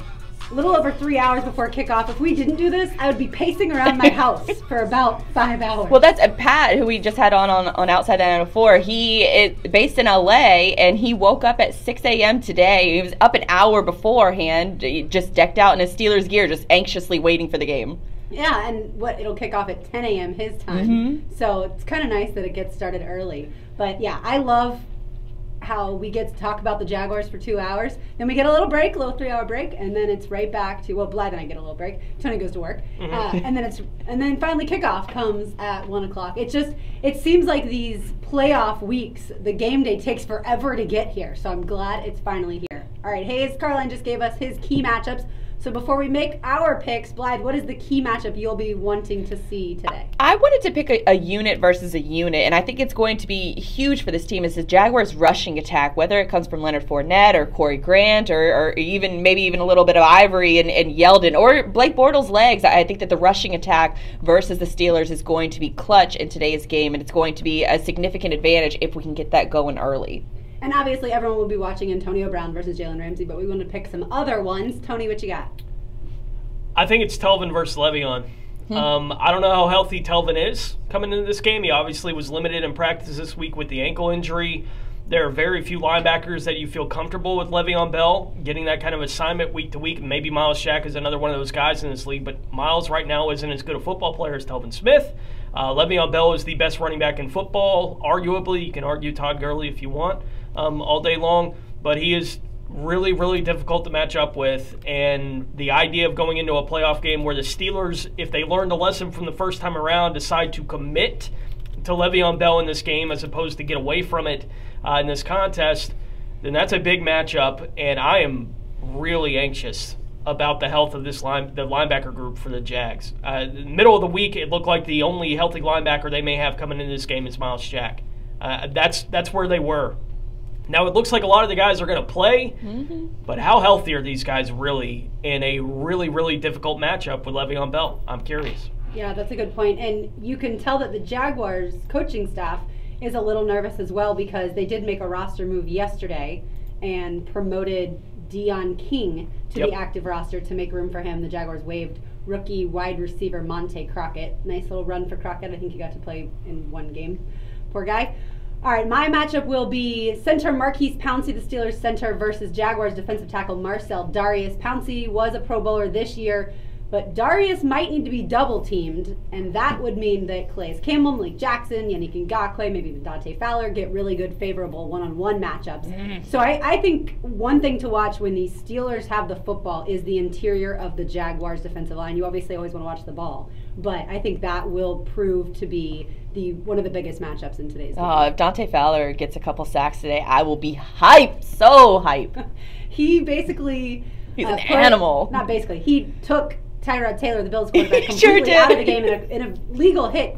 But certainly he was done for, and it took a while for Taylor to get off the field. Dante just has that violent play built into him. It is shark just attack. woven. I've described it as a shark attack and have since he got on the field for the Jags. If there's a big pileup in the middle of the field, the defensive line, and all of a sudden you see a guy go down, like he got dragged underwater, it's probably Dante. Like, could be Miles Jack. He's got that quick, short area of violence unlike anybody else on this roster. I mean, it's that tackle last week, that's all Dante, man. Like that, his ability to create power in short space and his quickness are why he was a top 5 pick. I mean, that's why that guy was drafted where he was drafted. Now we're waiting to see that potential completely be fulfilled with Dante still. But when he gets his hands on you, it is violent and it is ugly for opponents. And last week, that's what it was for Tyre. It was a completely clean play. Yep. I felt bad for him that he got in the way of Dante. Honestly, like watching play, I was like, oh no. Like when you can see it develop, it's like, oh, this is not going to end well for Tyrod because he is just so strong. And his ability to turn it into that much power in short spaces is remarkable. There, earlier in the season, we were talking about 3 Jaguars players that you would have if you were in a back alley and somebody's was approaching you. What 3 Jaguar players would you want by your side? And Dante Fowler is absolutely one of those guys I would have by my side. I would agree. I'd probably also take Marcel Darius just because he is just a monster of a human being. Yeah, he's got that Godfather way of talking. My 3 was Dante Fowler because he could go after whoever was coming after me. Calais Campbell and not Calais Campbell, left tackle. Why am I blanking on his name? Our left tackle Jeremy Parnell? No, our left tackle. Cam Robinson. Cam Robinson. That's who else I would have on there, besides Jalen, of course. I remember the reason I guess Parnell is I remember last year the Jaguars players were asked, like, who would you not want to get in a fight with on this team? Mm-hmm. And their answer was that was one of the common responses to my 3 was definitely Parnell. Yeah, this offensive line is going to have a stellar game to win. Before we get to our picks, the Steelers' offense is made up of stars, but Tony, I wanted to ask you, do the Jaguars have just as many stars on defense? On defense, yeah. They're just less well known because of fantasy football, right? I guess. Look, I don't know. They're less well known because they're young. Honestly, I think small market too. From a fan standpoint, yeah, not everyone knows who Jalen Ramsey and AJ Boye are, right? That's not abnormal. That everyone in the world doesn't know the names of your corners. Like that's not an odd thing to have happen in the National Football League. I don't think anybody that's on an opposing sideline underestimates what this Jaguars team is, especially defensively. Like, you do it at your own peril to underestimate what they can do on the defensive side of the ball. There may be a bunch of fans that think it's, a Johnny-come-lately and, it's kind of fluky what they're doing. If you're watching it, you know how not fluky it is. And I get it from opposing fans looking at it and saying, come on, it's just the Jags. No, it ain't. Like, it's just not. That's not the reality of it. But, yeah, offensive guys get more notoriety. Antonio Brown has been the best wide receiver in football maybe for 6 years. He's been doing it for a long time. Ben Roethlisberger has earned a Hall of Fame resume. Le'Veon Bell has been the best running back in football, arguably, for the past 3 seasons. Like, this is longevity for these guys, too. And I think there's a lot of respect for a guy like Calais Campbell in the league and has been for a while. And there may be a lot of guys that knew if he ever got put in a 4-3 where they let him rush the quarterback every play, that he'd be a double-digit sack guy. Like, there may have been a bunch of players that are like, of course he is. He's always been that guy. He's just been asked to do something else. Playing a 3-4 defensive end for his entire career in Arizona. So I think inside the league, they get it. There may be fans that are catching up nationwide, but nobody that's on an opposing sideline is underestimating this Jaguars defense. That is not happening. They realize how lethal they are on that side of the ball, and they also realize how wimpy the offense is at times, which is why you... Inconsistent for sure. Right, which is why you go into a game against the Jags going, I have no idea what's going to happen. Good Blake or bad Blake? It's so impossible to try to predict what's going to happen because one side of the ball is dominant and one side of the ball at times is really, really bad. And I think that's a little, the good Blake versus bad Blake, I think that's a little harsh in the sense that the Jaguars have lost football games because the wide receivers didn't catch the ball. It wasn't necessarily that Blake was playing horribly. Yes, he's had some bad games, but in the Cardinals loss, the wide receivers dropped the ball. Even going back to the Jets game, if Marquise Lee catches that pass, the Jaguars win that football, or at least take it to overtime in that football game. And I think that if you look back, yes, there are people that are always going to say Blake Bortles throws a wobbly ball. But again, if you watch the football game last night, they were, between the Falcons and the Eagles, they were throwing footballs that were wobbling. Chris Collinsworth even said, that is a duck of a football in the first pass that Nick Foles threw. So it's not just Blake Bortles. Yeah, but it happens more often with him. And it's happened more often over the course of 4 years, not just, one, cherry-pick game like yesterday. Those are two stellar quarterbacks. And one thing that we haven't really seen from Blake is consistency. He's up and he's down. And so that's why I think that moniker of good Blake versus bad Blake comes into play, because you never know really what you're going to get.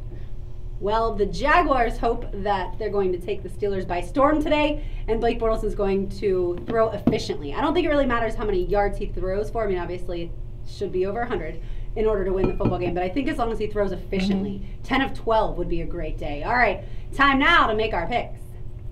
Now, pregame predictions delivered by Moe's Southwest Grill. Get a free cup of queso when you download the Moe's Rockin' Reward app. Order ahead, earn discounts, and get rewarded for every purchase. Blythe, there's no mystery with you, so I will start with you before we get to Tony. It's definitely a heart pick for me. I picked the Jaguars to upset the Steelers earlier this year, and I'm going to pick them again for this playoff matchup. This is one of few teams that the Jaguars have a winning record against historically, 13-11 overall. Only playoff matchup they've ever faced off against each other. They have that one win 10 years ago, and I think this is a game where it's built as inexperience versus experience that the Steelers have, and with this Jaguars team, I think the inexperience actually plays to their favor because they're coming in with nothing to lose. They're a bunch of cocky, 22, 23-year-old guys that know that they've already done this. They know that they've already beaten this team before, and so they're going to come in here playing with nothing to lose, and I think they're going to dominate them. Love it. Tony. Dun, dun, dun.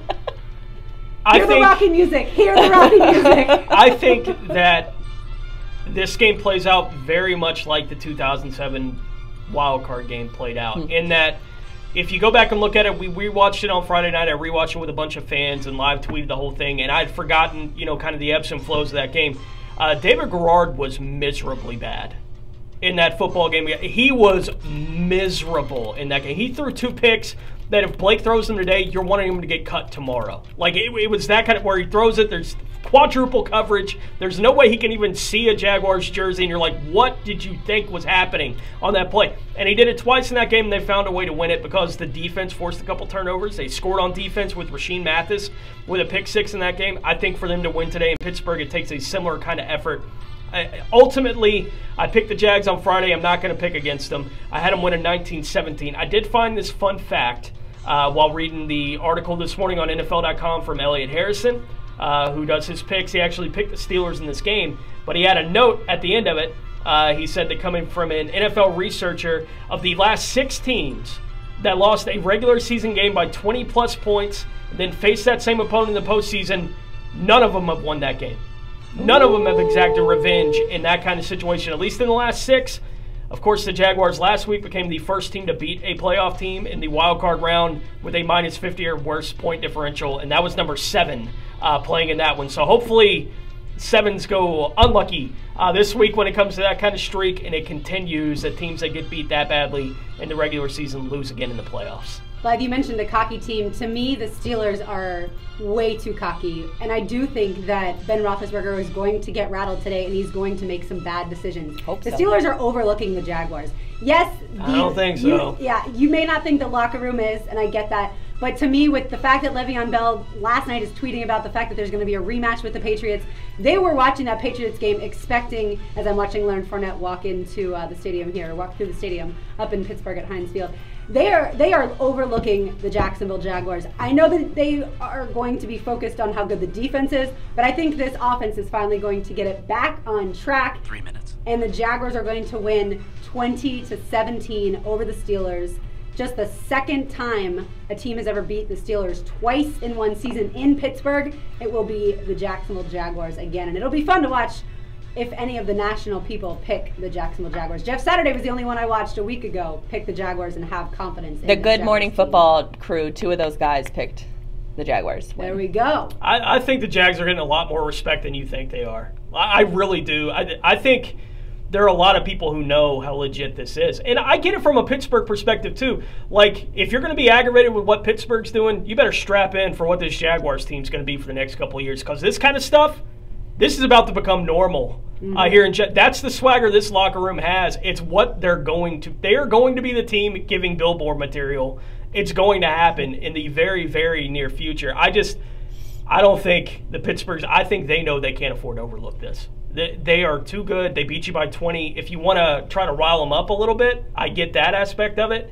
But I think all of it is, Le'Veon Bell just being Le'Veon Bell. I don't think it's necessarily overlooking anybody. Blythe, where are you watching the game? I'm watching it at my brother's house. We have sort of established a rule after we had a little bit of a fiasco with the Jets game earlier this year. We had a Jets a Jets fan at that particular watch party. So this watch party, no, it's serious Jaguar fans only. Like, you can't even be on the fence as far. You can't even really be bandwagon fans. You've got to be a diehard fan in order to watch the game here because we want to take it seriously. This isn't a party. This is a focused watch group.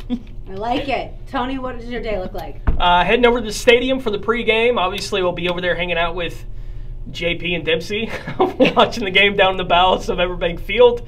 So hopefully while you guys are celebrating, we'll be doing the post game and getting ready for the New England Patriots here in about 5 hours. I love it. I'm headed over to a friend's house. Normally we tailgate with them, and so obviously there's a different kind of tailgating. Today it'll be inside of a house. Yes. And it'll be a lot of fun. Lots of Jaguars fans, and certainly we're going to turn that volume up loud and hear Ben Roethlisberger's moan as he gets flattened by Calais Campbell. I'm getting nervous. And hopefully Yannick Ngakoue gets a strip sack today to add to his total. Hopefully we will be back again next weekend previewing the Jaguars facing the Patriots up in New England. Thanks to our producer Matt LeVay for running the show for us all season long. So far, thanks to Hayes Carline for joining us and to Pat Muldowney from The Ringer for joining us as well. For Blythe Brimley and Tony Smith, I'm Lauren Brooks.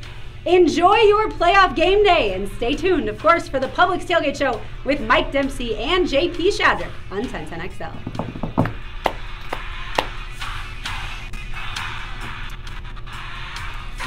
Go Jags, thanks for tuning in. Hopefully we'll be back here next Saturday or Sunday to face off against the Patriots. See ya. Go Jags.